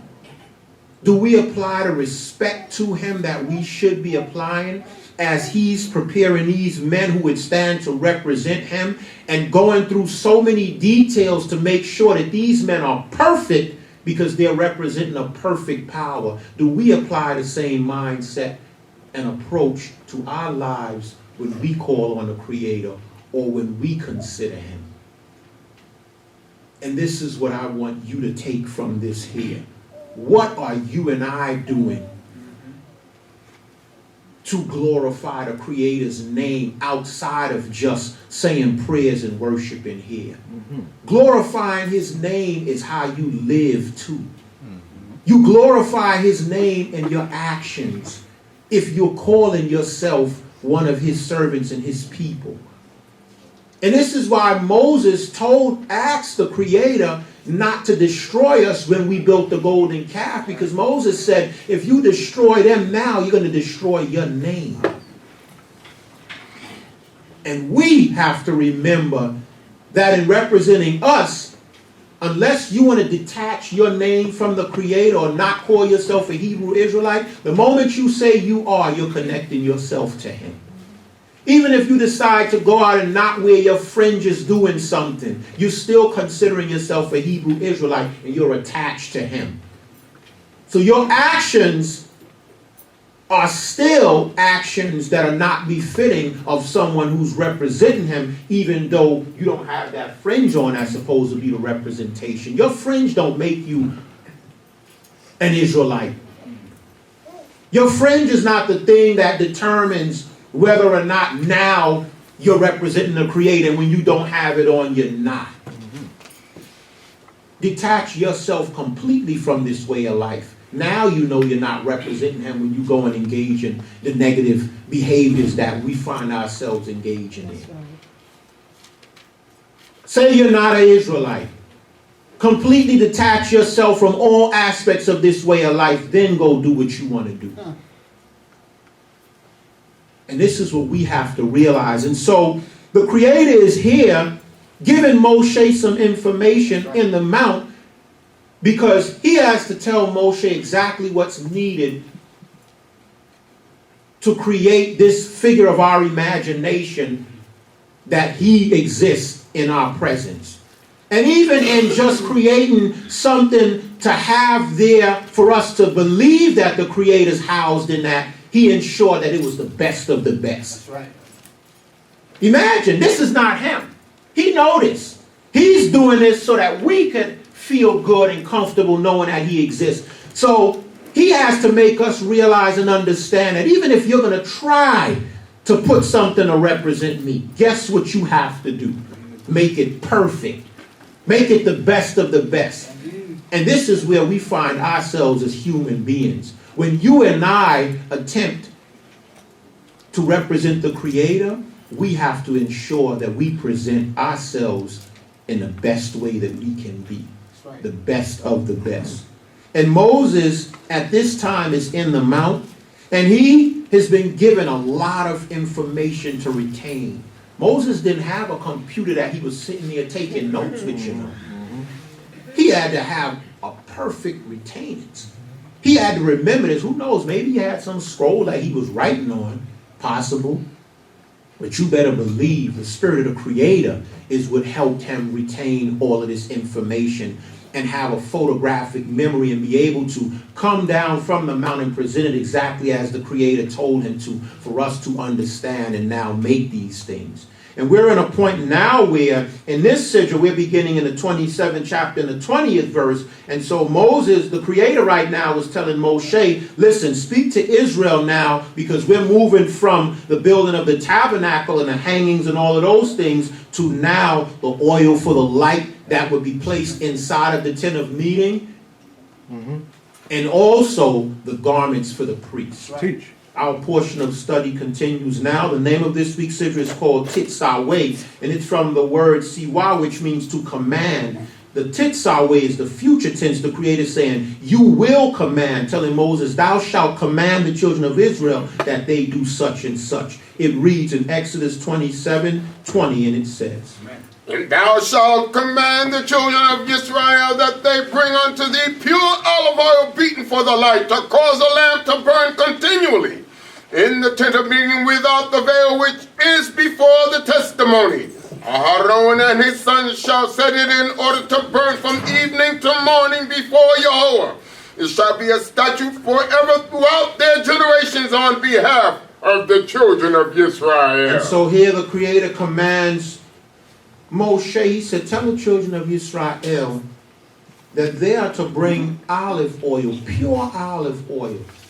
This olive oil is going to be used inside of the menorah to keep a light burning inside of the tent of meeting. And there's a symbolic thought behind this also, because the lamp of Yah, or the light of the Creator, continually burning, not going out at all. You ever hear, even in some of these ancient movies, they say, don't let your light go out. Right. Keep the light burning. It's a thought of keeping that source of energy going all the time. Don't give up. Don't let up. Don't quit. And this light, you see and you hear the word, the light of Yah. Why do people use this term, the word light, in such a manner? Because of the fact that, one, we understand that the light of the Creator is like our everything. That's right. And one, we don't want that light to go out. Two, this light also was to be kept burning because the priests really had to see the maneuver inside of the tent of meeting. When they get in there, they had to move around, they had to see what they're doing. And so Moshe was the one who was going in there consistently. The high priest only went in there once a year. When was that? On Yom Kippur. But Moshe was in and out of this tabernacle all the time, and he had to see to get around. In the Holy of Holies, this light wasn't in there. This light was in the holy area. But we've been commanded to provide pure olive oil. Even the substance that's used to keep this light burning was the purest and the best. The Most High said, use pure olive oil to keep this light burning. And bring down near unto thee Aaron and his brother. And bring thou near unto thee Aaron thy brother, and his sons with him, from among the children of Israel, that they may minister unto me in the Cohane's office, even Aaron, Nadab, and Abihu, Eleazar, and Ithamar, Aaron's sons. And thou shalt make holy garments for Aaron thy brother, and for splendor and for beauty. And thou shalt speak unto all that are wise-hearted, whom I have filled with the spirit of wisdom, that they make Aaron's garments, to sanctify him, that he may minister unto me in the Cohane's office.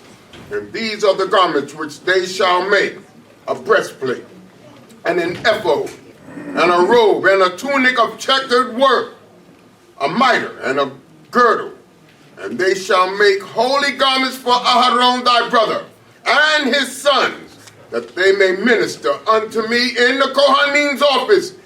And they shall take the gold, and the blue, and the purple, and the scarlet, and the fine linen. Now reminding you again, this is the Creator just giving Moshe a blueprint of what's going to be made or how these garments are to be made. What the Creator is telling Moses is, he said, listen, he said, you're going to bring Aharon, your brother, and the other priests, his sons.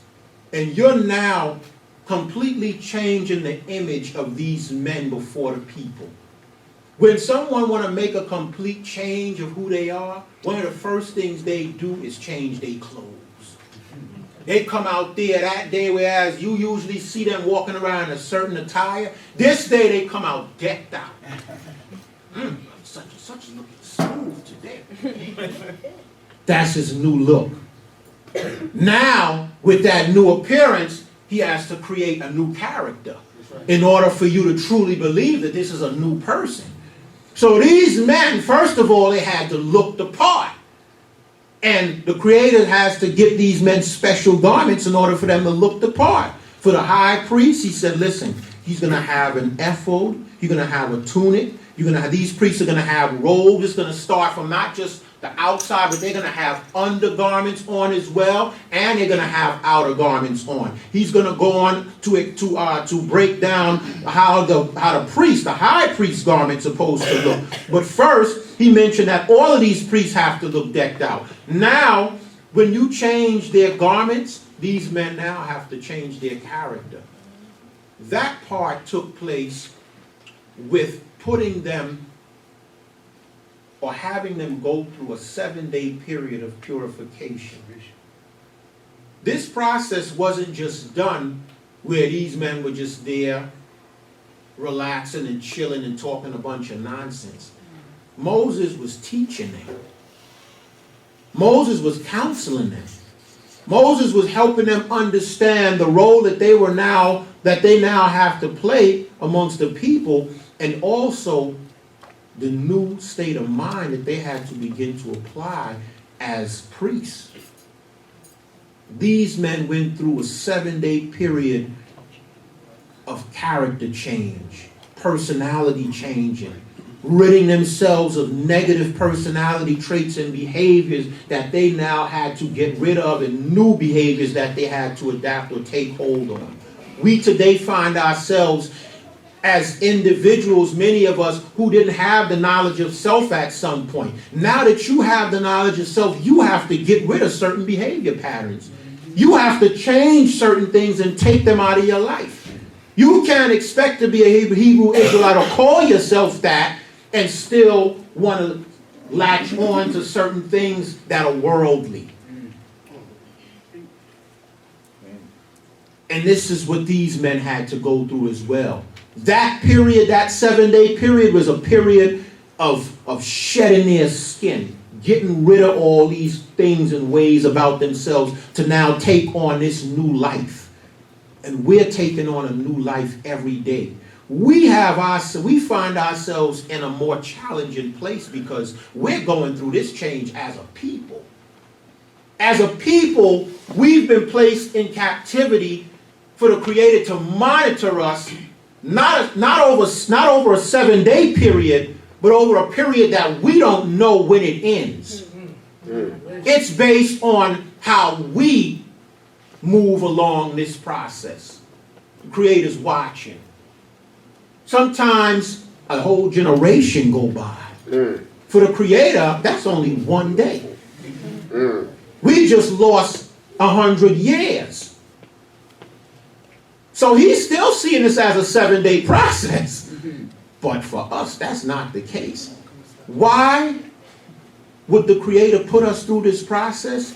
Because he has to ensure, just as he put these priests through the process, that they were ready for the job. That we're ready for the job. And so the Creator's just watching. What happened to the 2 individuals that weren't ready for the job? They were killed. They were eliminated. Nadab and Abihu. They played around during this process, and the Most High said they're not ready. They still clowning. Took their lives. How many family members, loved ones do we see time and time again the Creator take off the face of this earth because they're not ready? We're not ready for the job. How many generations have to go by because we're not ready for the job?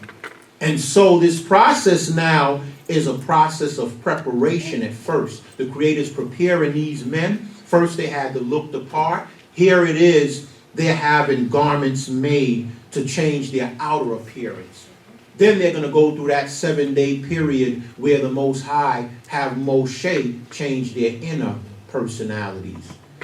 And now they're going to speak of these garments and how they were to be made, the high priest garment, that is, in particular. And they shall make the ephod of gold and blue and purple and scarlet and fine twined linen, the work of the skillful workman. It shall have 2 shoulder pieces joined to the 2 ends thereof, that it may be joined together, and the skillfully woven band which is upon it, wherewith to gird it on, shall be like the work thereof, and of the same piece, of gold and blue and purple and scarlet and fine twined linen.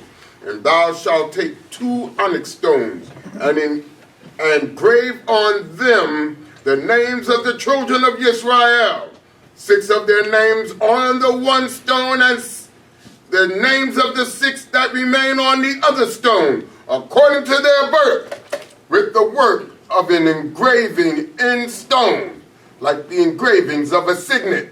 Shalt thou engrave the 2 stones, according to the names of the children of Israel. Thou shalt make them to be enclosed in settings of gold. And thou shalt put the 2 stones upon the shoulder pieces of the ephod to be stones of memorial for the children of Israel. And Aharon shall bear their names up before Yehovah upon his shoulders for a memorial.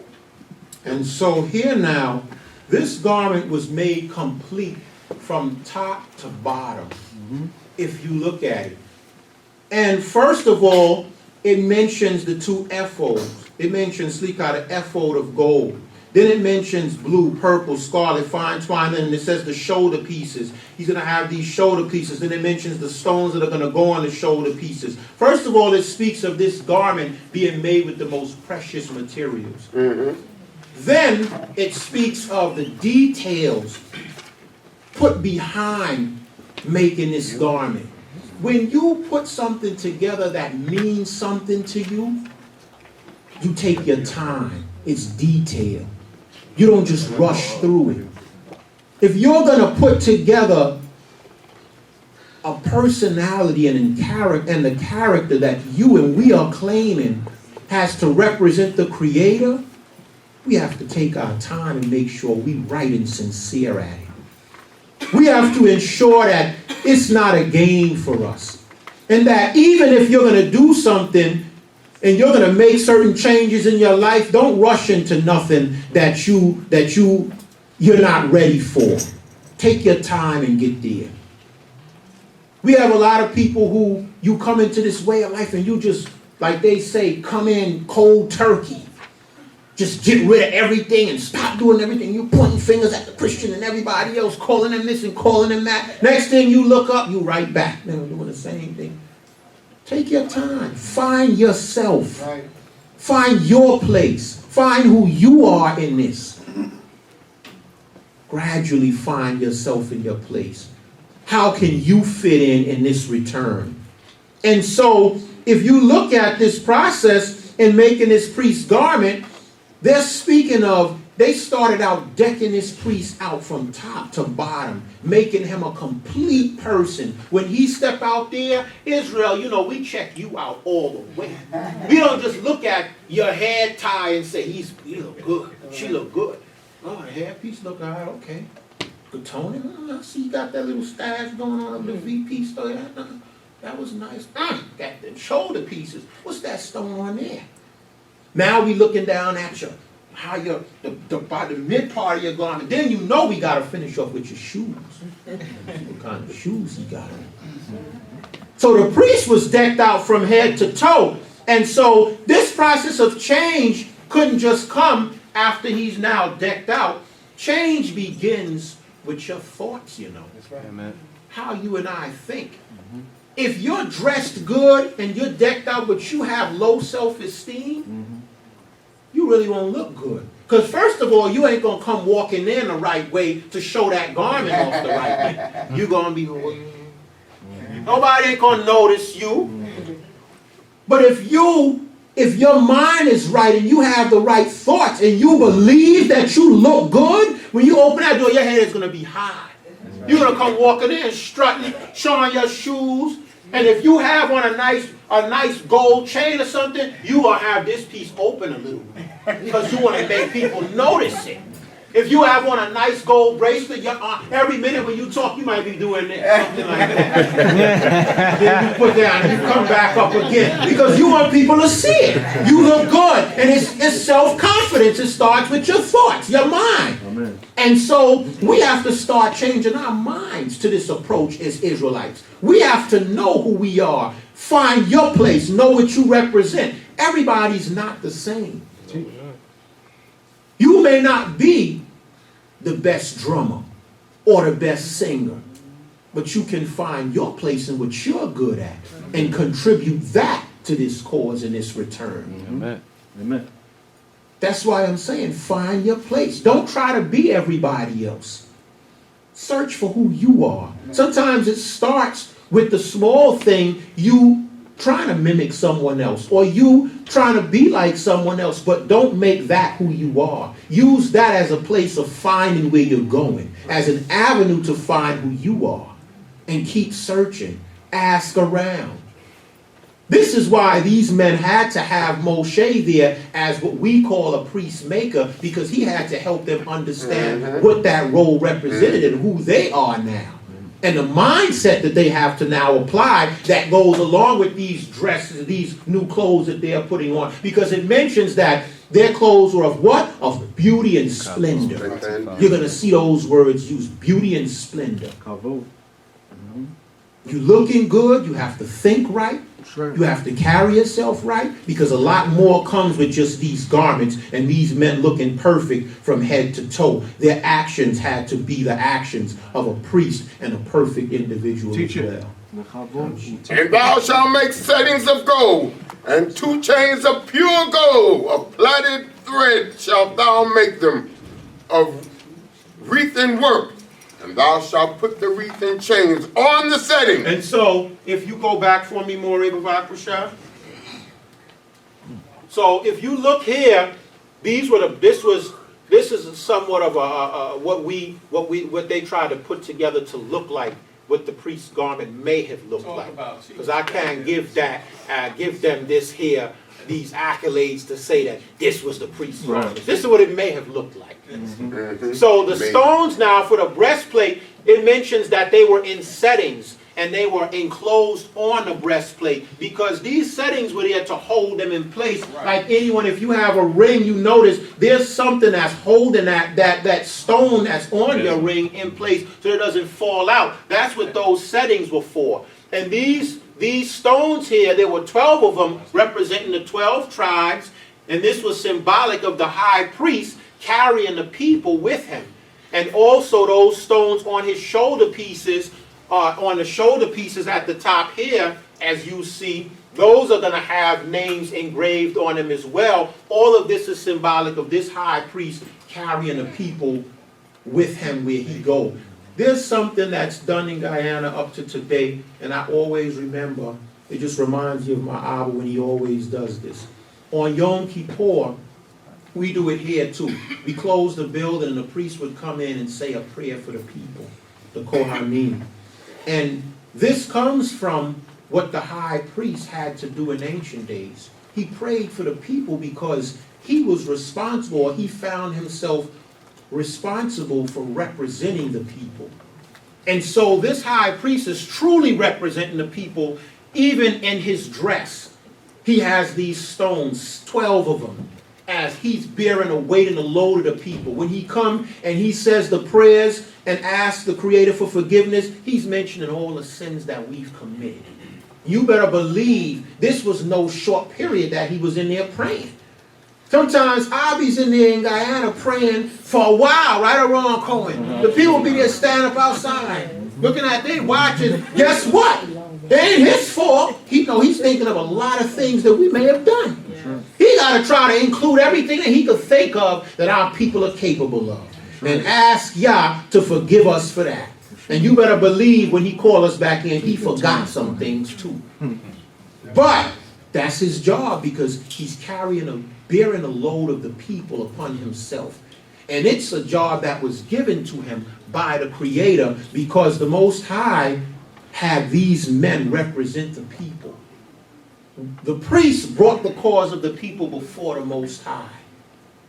This is in no way saying that you and I can't pray for ourselves, that you can't come before the Creator yourself. But we still had a symbolic figure that represented the Creator on a large scale for the people, and that's what this high priest was.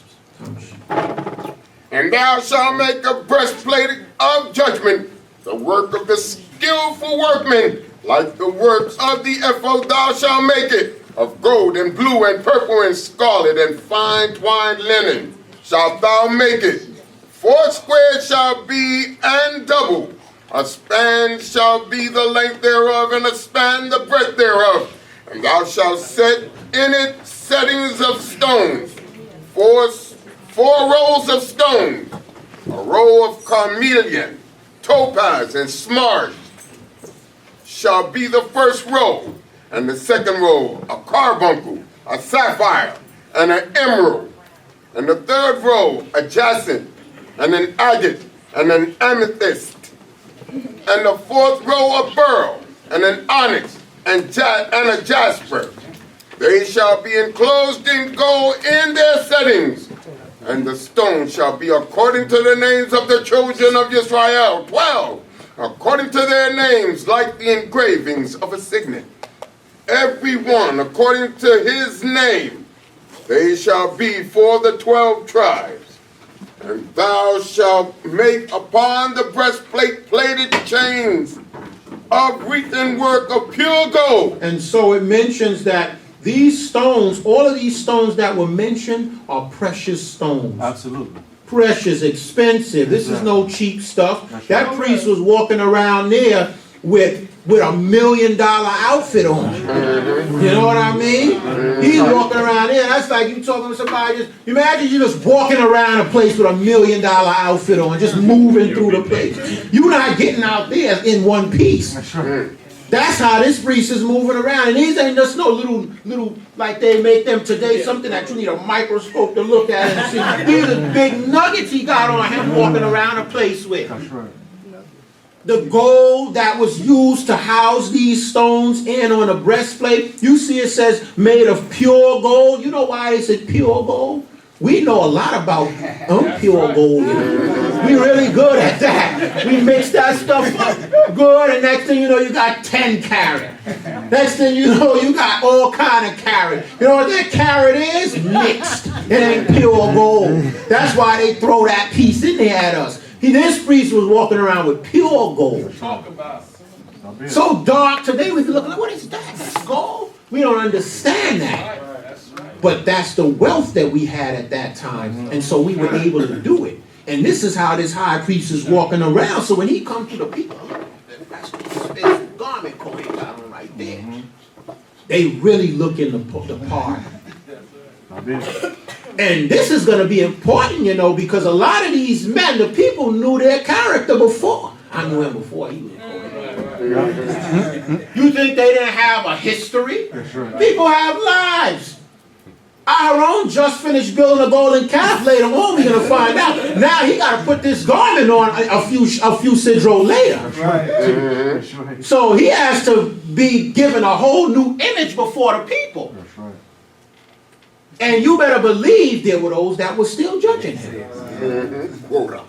The Creator knew all of this. You know, the Most High know these things. And he know also that in order to come now before our people and represent him, the people have to first believe that you're worthy of this. The people have to believe that that's a position that you should hold. And in spite of whatever history you have, the Creator had to find a way to purify and cleanse these men, so the people knew about that 7-day period. Yeah, they going through cleansing, brother. So-and-so probably needs something. You know what I mean? So when they came out, the people knew this is a new person now. He's a new man. You think in Christianity that whole concept of being born again is new? They say he's a born again Christian. They take you, they dip you, and you back up, dip you again. Baptized now, you're new. Now the people are looking, I remember what he did. He ain't that brother no more. He ain't that sister no more. He ain't that. They have to make you believe that this is a new person. And a lot of times it'll be the worst of the worst that they take to get baptized. You knew. Don't come in extra time. So here now, these things didn't just come about. They took and got a lot of these concepts from us. And so here it is now, these men are being made new. And these garments had to show the part as well. And this priest's garment is made out of the best materials that we could possibly find. And it reads, And thou shalt make upon the breastplate 2 rings of gold, and shalt put the 2 rings on the 2 ends of the breastplate. And thou shalt put the 2 wreathen chains of gold on the 2 rings at the ends of the breastplate. And the other 2 ends of the 2 wreathen chains thou shalt put on the 2 settings, and put them on the shoulder pieces of the ephod, and so in the forepart thereof. If you would pull that up for me, Moreh Babakusha. These rings, actually, there were 2 on the 2 shoulder pieces, of the garment, and there were 2 also on the underside right here and right there. These rings are actually there so that those wreathen chains could hold the breastplate onto the priest's garment so that it look as if it's one garment. But this could be detached from the priest's garment. Tamshi. And the other 2 ends of the 2 wreathen chains thou shalt put on the 2 settings, and put them on the shoulder pieces of the ephod, in the forepart thereof. And thou shalt make 2 rings of gold, and thou shalt put them upon the 2 ends of the breastplate, upon the edge thereof, which is toward the side of the ephod inward. And so when they say inward, they mean on the bottom end, on the inside. So you actually couldn't see those. You couldn't see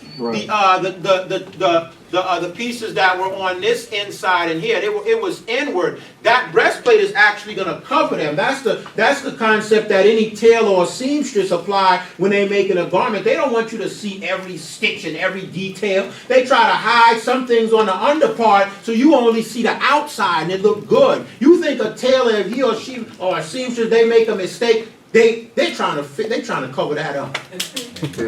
They're trying to hide that, right or wrong, Moreh. Now, y'all know what I'm talking about, right? You make it, you try to fix that and fold it over a little bit so that part is hidden on the back end. Nobody can see it. So when they spoke of that inner part, that was behind here because they had to have somewhere that bottom string could be attached to latch onto the rings on this part here to hold the bottom end of the breastplate. But the piece that it was sewn onto on the garment was on the underside. So you can't see that string that's attached to the garment. You can only see the outside and you just see the breastplate. That breastplate look nice. That's all one garment. How is that held on there? You don't know. When the priest loose it off, he see that piece that's on the under end. But you can't see it. So when he come walking out, wow. I wonder how they sewed that on there. That's not sewn on. That's being held on by a string on the underside. So that's all this is. This is smart in making this garment look good, but the Creator's telling them how it should be made here. That had to be explained to Moshe in the mount, so he understood it. And thou shalt make 2 rings of gold, and shalt put them on the 2 shoulder pieces of the ephod underneath, in the forepart thereof, close by the coupling thereof, above the skillfully woven band of the ephod. And they shall bind the breastplate by the rings thereof unto the rings of the ephod with the thread of blue, that it may be upon the skillfully woven band of the ephod, and that the breastplate be not loose from the ephod. So it's going to look like one whole piece, like so that it cannot be loose, because you don't want the high priest walking around and a breastplate just fall off. He's come straight. And then you ever had, no sister don't want to come walking in and your heel break. How that look? Yeah, see, the sisters understood that. You want to come walking in and that garment or whatever you have on is holding in peace. I see some of our sisters, they know they take their time wrapping that tavu, have all kinds of little needles and clips in there to hold it on. The last thing you want is for that thing to slide to the side and walking in. Now everybody, sister's tavu is lopsided. No, you make sure when you step out, that thing is held in one place. And so, that's what this was about. He had to make sure that that was held on tight and the right way, so when the priest is walking around, whatever he has to do, that piece, that breastplate doesn't just fall off, and next thing you know, we have to get it back up on there. So it has to be held firmly. That's why it mentions so that it cannot be loosed from the ephod. And Aharon shall bear the names of the children of Israel in the breastplate of judgment upon his heart, when he goeth in unto the holy place, for a memorial before Yahweh continually. He's bearing the names of the children of Israel upon the breastplate, symbolic of him going in there, carrying the people on himself, coming before the Creator, representing the people. You better believe the high priest brought the cause of the people before the Most High. Moshe stood as a symbolic priest figure before the priest order was set up. He was taking our causes before the Creator. He couldn't handle everything, though. The Creator set up that order of the priesthood. That was also a method or way of removing some of the responsibility off of Moshe. He made these men priests, taught them how to perform these offerings, and taught them the culture, character, and behavior of a priest, one who would represent the people before the Creator. He was used to this because this is something that was a part of his everyday life. And thou shalt put in the breastplate of judgment the Urim and the Tumim, and they shall be upon Aharon's heart when he goeth in before Yahweh. And Aharon shall bear the judgment of the children of Israel upon his heart before Yahweh continually. This Urim and Thummim, these are these stones. These are lights of perfection. When Aharon, when the high priest went in there, this was his way of communicating with the Creator when he was inside of the holies of holies. These lights, it is believed, as we were taught, put out certain reflections or what have you that allowed him to be able to communicate with the Creator. The high priest, a lot of times, especially then, Aharon didn't have the same relationship that Moshe had with the Creator. The Creator didn't just appear to him the way he appeared to Moshe. He wasn't able to do the things that Moshe did before the Creator in the manner that Moshe did. He could only go into there once a year on Yom Kippur. Moshe anytime. Moshe, exactly, anytime. Moshe just walked up in there. I have something I need to tell you. That's right. That's the relationship that they had. Face to face. And thou shalt make the robe of the ephod all of blue, and it shall have a hole in the head in the midst thereof. It shall have a binding of woven work round about the whole of it, as it were the whole of a coat of mail, that it be not rent. This binding, this hole was an opening for him to slide his head over, because this robe was actually a robe that slid over you. And this hole that was in the headpiece, it mentioned that that's a hem that he had around here, so that the opening or the hole won't rent or tear. Whenever you sew something, you have to hem it, because if you don't hem it, it will tear, and before you know it, your whole garment has a long tear on it. So that's what they said, as it were a hole of it mentions here a hole of a coat of mail, that it be not rent. And upon the skirts of it thou shalt make pomegranates of blue and purple and scarlet round about the skirts thereof, and bells of gold between them round about. This is at the bottom of that blue robe, Tamshi. a golden bell and a pomegranate, a golden bell and a pomegranate upon the skirts of the robe round about. And it shall be upon Aharon to minister, and the sound thereof shall be heard when he goeth in unto the holy place before Yahweh, and when he cometh out, that he die not. So that he can be heard. If you pull that up, Moray, at the bottom of his robe is going to have golden bell and a pomegranate. It's not a real pomegranate. This is a golden weaving that looks like a pomegranate at the bottom there. And these bells are going to make some noise when he's walking around there, when he's coming into the Holy of Holies, so that he don't die. This isn't so that the Creator can know he's coming in. Creator know he's coming in. This is so he don't die. He has to sound an alarm coming in. You better believe I'll be doing some extra shaking when I'm coming in there, because I need them bells to be going off. You need to make it known that you're coming in, because your life depends on it. And this is why the Creator's saying that he have this along the borders or the bottom of that blue robe. Time sheet. And thou shalt make a plate of pure gold and engrave upon it like the engraving of a signet, holy to Yah. And thou shalt put it on a thread of blue, and it shall be upon the mitre. Upon the forefront of the mitre it shall be. So the priest's headpiece was called a mitre because a mitre has a bevel shape, and this headpiece had a bevel shape. Have you ever seen some kippot? They go at an angle and they have like a V shape or a bevel shape. That's what a mitre is. A mitre is that shape. That's why it's called a mitre, because of that bevel shape. And on that headpiece, it says that he needs to have a plate that's going to be held on there with a blue piece of thread that says on that plate, holy to Yahweh, Kadosh La Yahweh. When he's walking around, the people's going to know he's representing the Creator. Holy to Yahweh. He's holy. This is a holy man. The Creator's calling him holy. He's set aside for a certain purpose. And this is what the high priest has to wear on his headpiece, not the common priest. And it shall be upon Aharon's forehead, and Aharon shall bear the iniquity committed in the holy things, which the children of Israel shall hallow, even in all their holy gifts.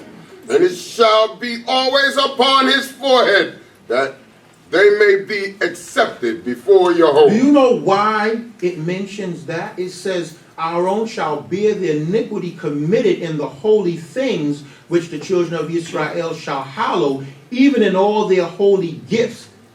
And it shall be always upon his forehead, that he may be accepted before the Creator. Do you know, even in presenting offerings and so on, we sin. We sin. Sometimes the priest may commit a sin in performing some offerings. We're not perfect. And so this priest now, he's bearing the sins of the people and his actions by representing the people, because if you present an offering and he do perform that offering ceremony and you presented whether it was the wrong animal he didn't know, or you brought it at the wrong time or what have you, and he performed the offering ceremony, even in presenting a gift or whatever you bring, if there's an error or a sin involved, he bear that sin. And here it is now, he still has to come before the people, before the Creator, representing you in that sin, and be forgiven before the Most High. This man has a lot of responsibilities, because any mistakes, they're not on you. He's being held accountable. And when the priests come up there to perform these offerings, any mistake that he make can cost him his life. The Creator's mercy could spare his life. And if for some reason the Most High see that this is a man whose life deserves to be spared, the Most High can accept him even in our errors and even in his mistakes as well. This was no light responsibility here. Tom Sheep. And thou shalt weave the tunic in checkered work of fine linen, And thou shalt make a mitre of fine linen, and thou shalt make a girdle, the work of the weaver in colors. So even his girdle, all of these things are going to be made of fine linen. Do you know why the girdle and these undergarments are made of linen? Because linen is a thin material. And your undergarments, you don't want to have on no wool. You be sweating under there. So you try to wear something that's thin, that you can have air pass freely through you, and so that your body, you're comfortable. Remember, this priest is going to be around a hot altar. He's going to be there performing offering ceremonies. All the priest's garments, a lot of their undergarments, you're going to see, as it mentioned, the garments that are made for the other priests, you're going to see that these undergarments were made of linen. This was all understood. The Creator, being an all-knowing power, gave this instruction to Moshe: make these garments this way. Amen. May I add something, Cohane? Sure. Not only that, Shabbat Shalom to Karen. But when he goes into the sanctuary, the holy area, the menorah is burned, being burned. The altar of incense is burning. So all of this stuff draws a lot of heat. And so this is why the garments were supposed to be cool, as he said. Great point. Hallelujah. And for Aaron's sons thou shalt make tunics, and thou shalt make for them girdles, and head tires shalt thou make for them for splendor and for beauty. And thou shalt put and thou shalt put upon Aaron thy brother, and upon his sons with him, and shall anoint them, and consecrate them, and sanctify them, that they may minister unto me in the Kohane's office. And thou shalt make them linen breeches to cover the flesh of their nakedness. From the loins even unto the thighs they shall reach. These linen breeches, these are tatanim, underwear. And these linen breeches or these underwear, they're made of linen to cover their nakedness. It mentions from where? From the thighs. From the thigh. From the loins even unto the thigh. They have to have some length. You ain't wearing no special string, if you understand what I mean, different people. Ain't nothing cut in no little special areas. These linen breeches were coming down up to the thighs. Imagine the Creator had to be specific with that. So the priest is walking in there with proper underwear on and not nothing special for those special occasions, if you understand what I mean. Come see. And they shall be upon Aaron and upon his sons, when they go in unto the tent of meeting, or when they come near unto the altar to minister in the holy place, that they bear not iniquity and die. It shall be a statute forever unto him and unto his seed after him. So even in their garments, the Creator is saying the way they were dressed, they had to be mindful before coming before the people, because if they came out the wrong way, they could die. Do you think it is a coincidence that we have a leadership that's giving us dress codes?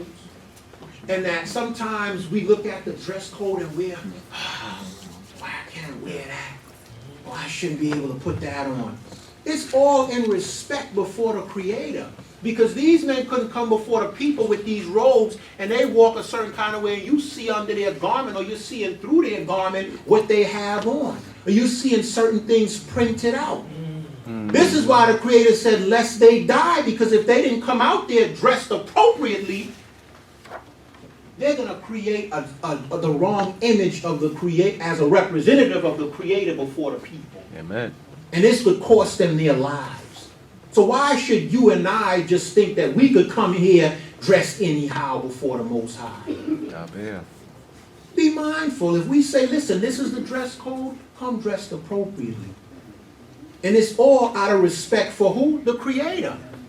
It's out of respect for the Creator. And this is why we have to understand it. This is a change in what? Our thoughts, our mind, how we begin to think and apply ourselves as Israelites in general. Because these are concepts that the Creator put in place for the Kohanim and the priests. What make us as individuals think that we're more special than they are? Where they're required to come in dressed a certain kind of way or dressed appropriately when we can. We don't have to. The people, that is, don't or shouldn't have to. And it's just food for thought, because many times we question a lot of things that are done, and the first thing we say is, that's not the law. The law doesn't say I have to wear, I have to cover my shoulders, or I have to wear Cohane past my groin. It's a level of respect that's being applied here. And that's what we have to take first, as opposed to trying to find an excuse or a reason around doing it. Let's see the logics in it first before we question it. And this is the thing that thou shalt do unto them to hallow them, to minister unto me in the Kohane's office. Take 1 young bullock and 2 rams without blemish. So now he's saying this is what has to do to hallow them, to what? To make them holy. Because these men were mixing and mingling amongst the people freely previously. And they were seen as, my boy, brother such and such. Now you're separating these men. These men are going to be called priests, and they're going to be holy or set aside to represent the Creator. So the Creator's saying, this is what you're going to do to make these men holy. You have to perform this ceremony here. And that's what we're going through now. Tom Sheep. And unleavened bread and cakes unleavened mingled with oil, and wafers unleavened spread with oil. Of fine wheaten flour shalt thou make them, and thou shalt put them into 1 basket, and bring them in the basket with the bullock and the 2 rams. And Aharon and his sons, thou shalt bring unto the door of the tent of meeting, and shalt wash them with water. And thou shalt take the garments, and put upon Aharon the tunic, and the robe of the ephod, and the breastplate, and gird him with the skillfully woven band of the ephod. And thou shalt set the mitre upon his head, and put the holy crown upon the mitre. Then shalt thou take the anointing oil, and pour it upon his head, and anoint him. And thou shalt bring his sons, and put tunics upon them, and thou shalt gird them with girdles, Aharon and his sons, and bind head ties on them. And they shall have the priesthood for a perpetual statute. And thou shalt consecrate Aharon and his sons. The priesthood is theirs forever, the Creator is saying, for by a perpetual statute. He's also saying here that these men now, they're going to go through this consecration period. Outside of that 7-day consecration period, they have to go through this ritual, this ceremony, and these offerings as a form of purifying or cleansing them, which, as it's mentioned here, to hallow them or to make them holy.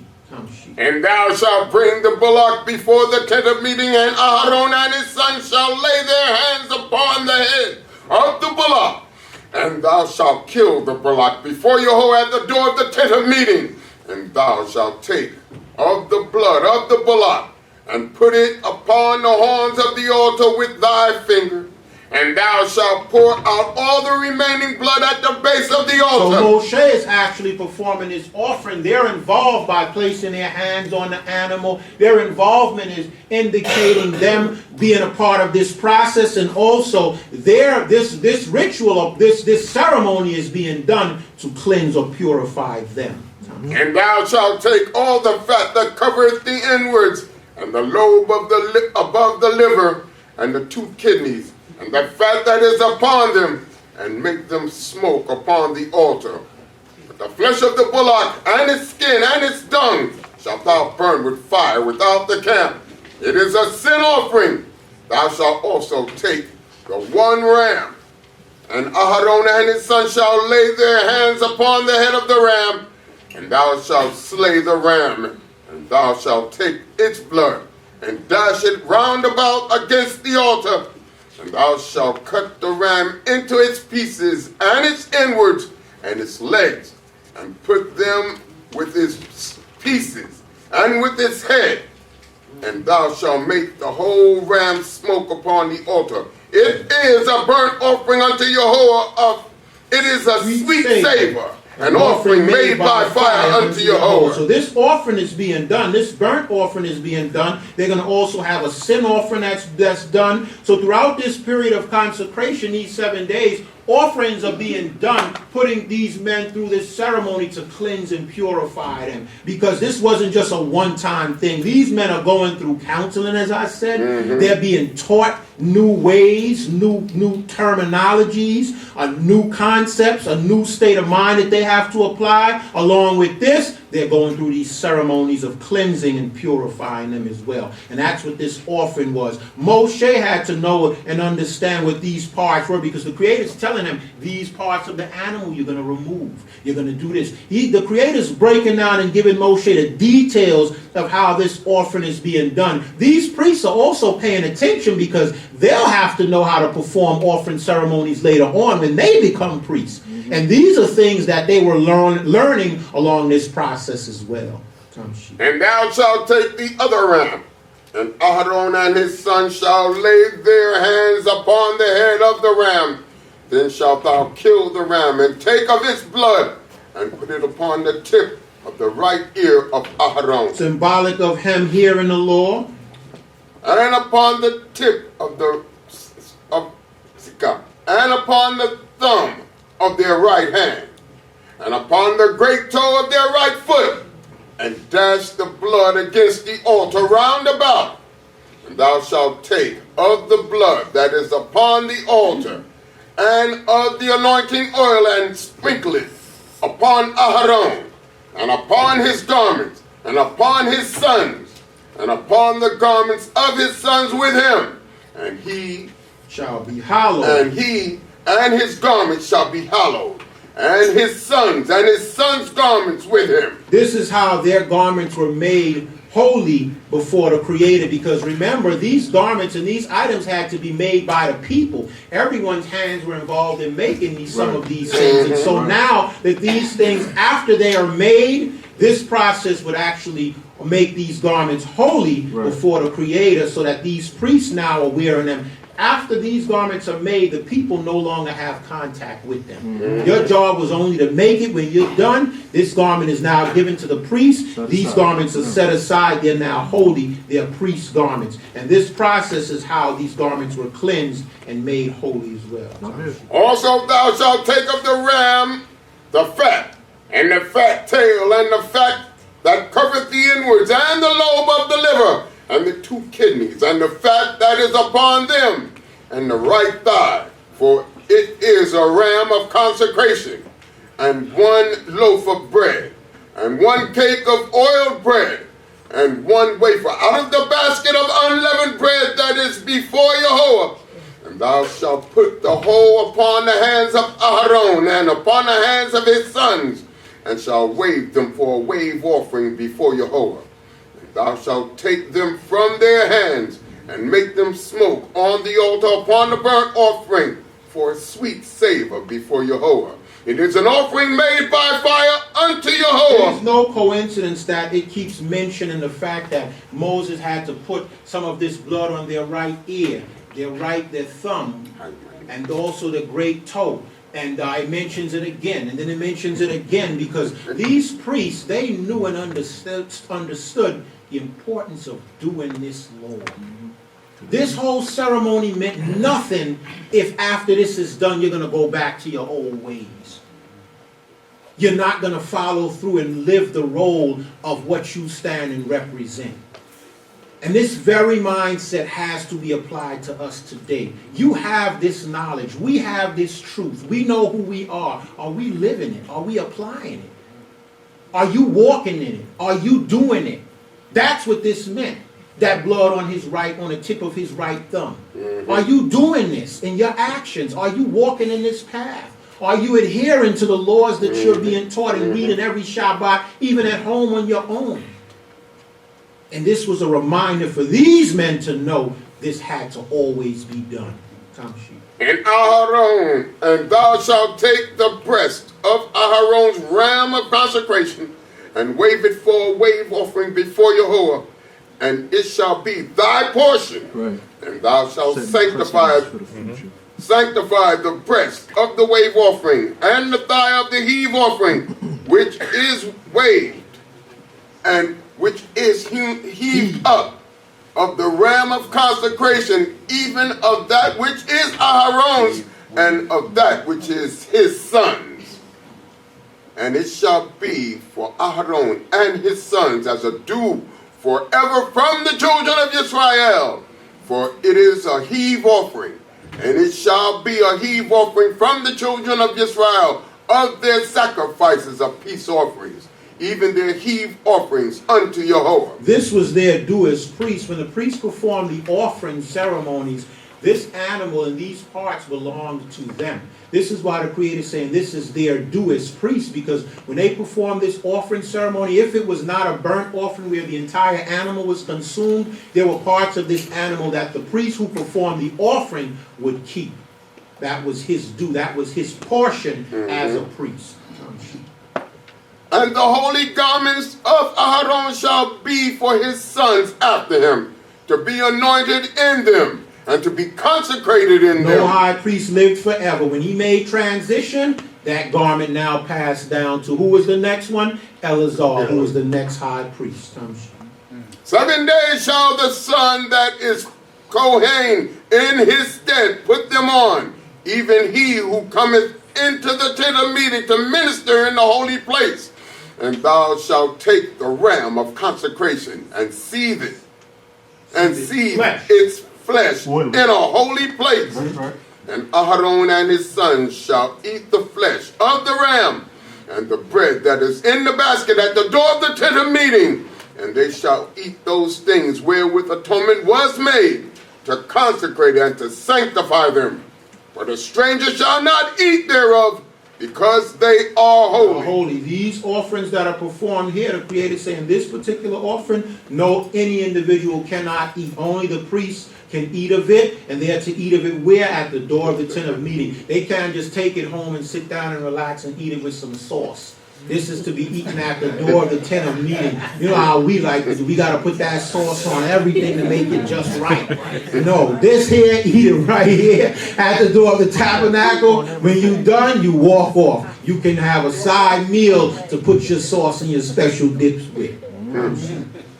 And if all of the flesh of the consecration or of the bread remain until the morning, then thou shalt burn the remainder with fire.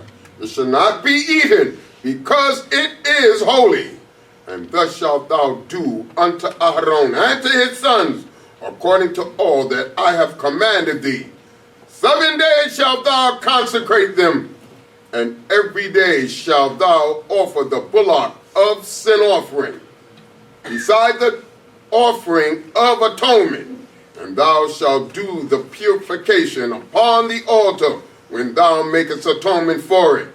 And thou shalt anoint it to sanctify it. 7 days thou shalt make atonement for the altar and sanctify it. Thus shall the altar be most holy.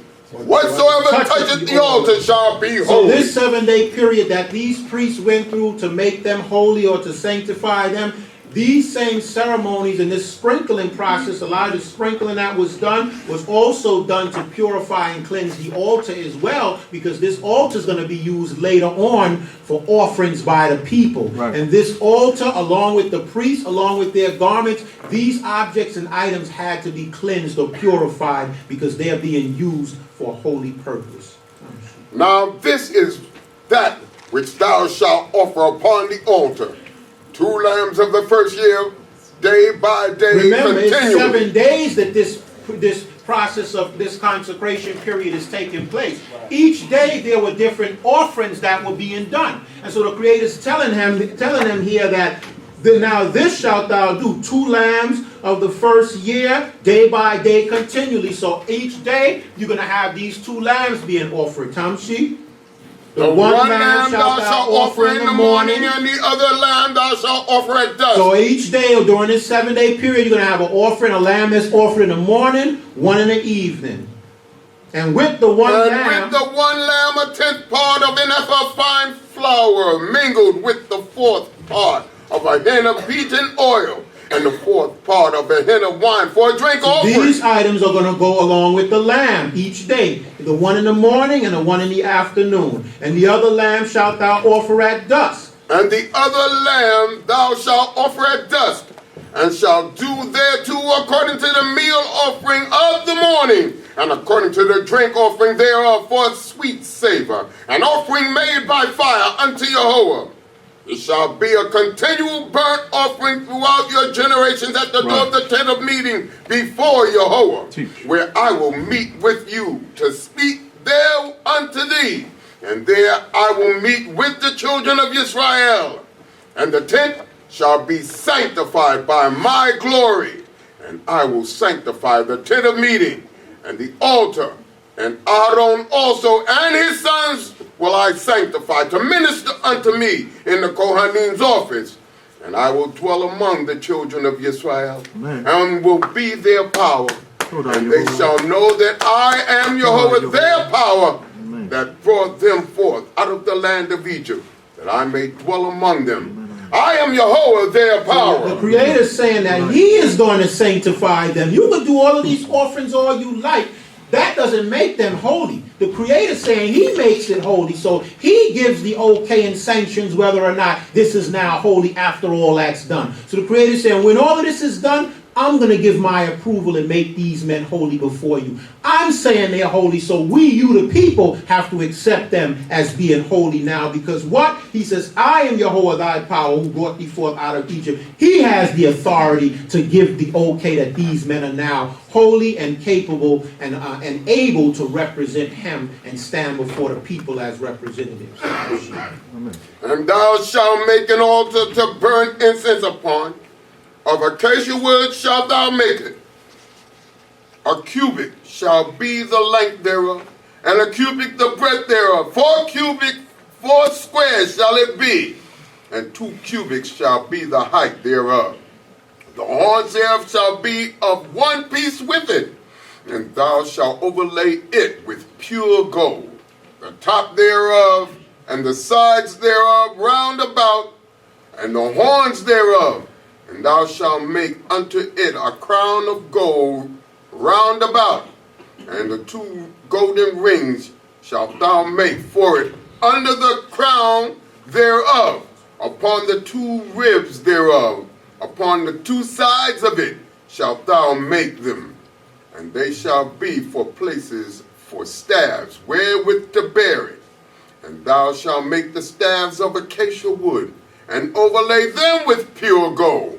And thou shalt put it before the veil that is by the ark of the testimony, before the ark cover that is over the testimony, where I will meet with thee. And Aaron shall burn thereon incense of sweet spices every morning when he dresseth the lamps. He shall burn it. And when Aaron lighteth the lamps at dusk, he shall burn it.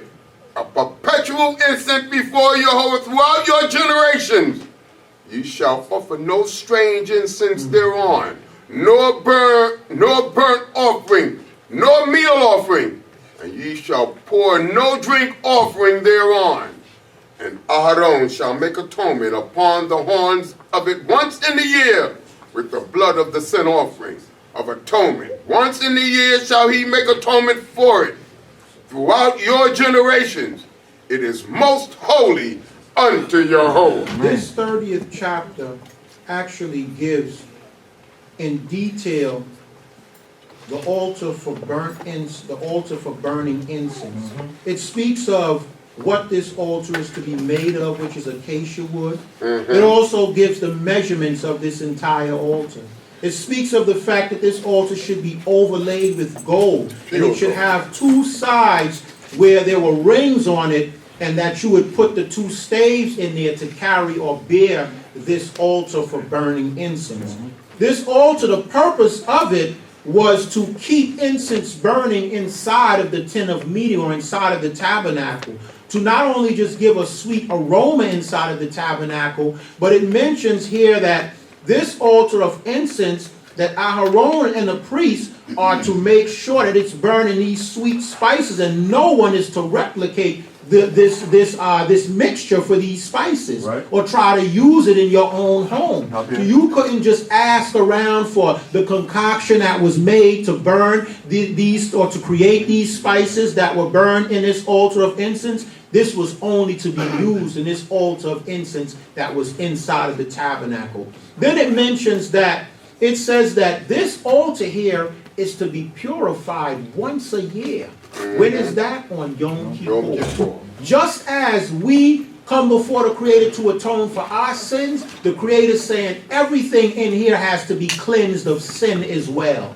So even though this altar wasn't a physical human being to go and commit a sin, we as individuals could make something in our surroundings unclean by our actions and our behavior. And so the Creator saying, just as you have to cleanse yourselves and atone for your own sins and purify yourselves on this day of atonement, purify this altar of incense as well. Because in our homes, we can make our homes something that's not accepted by the Creator because of our actions. We can make our environment not accepted by the Creator because of our actions, which is why we have to be very mindful of what we do in our homes, how we live as individuals, the things that we do and say when we are in here, how we behave and treat one another in here and in our lives in general.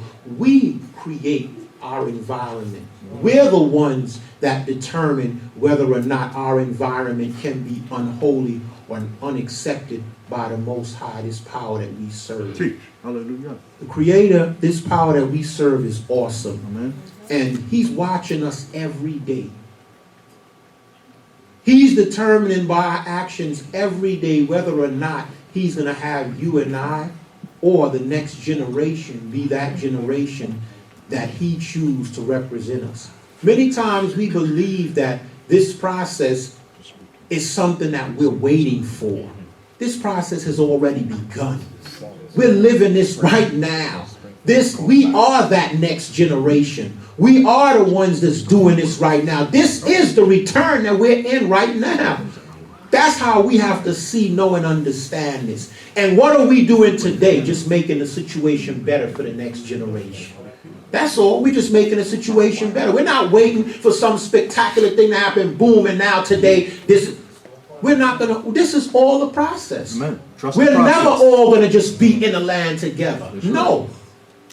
The Creator said that He'll scatter us throughout this earth to be fishers and hunters and teachers to all the people in this earth. And this is part of that process. We're all over the world in this return, waking people up and bringing people back to the Creator. The Most High is awesome. Blessed be His name. He will be our honor and standing. May the Creator make of heaven and earth. Bless each and every one of you according to the words of this blessing. He, our power, Yah, have the power to bless.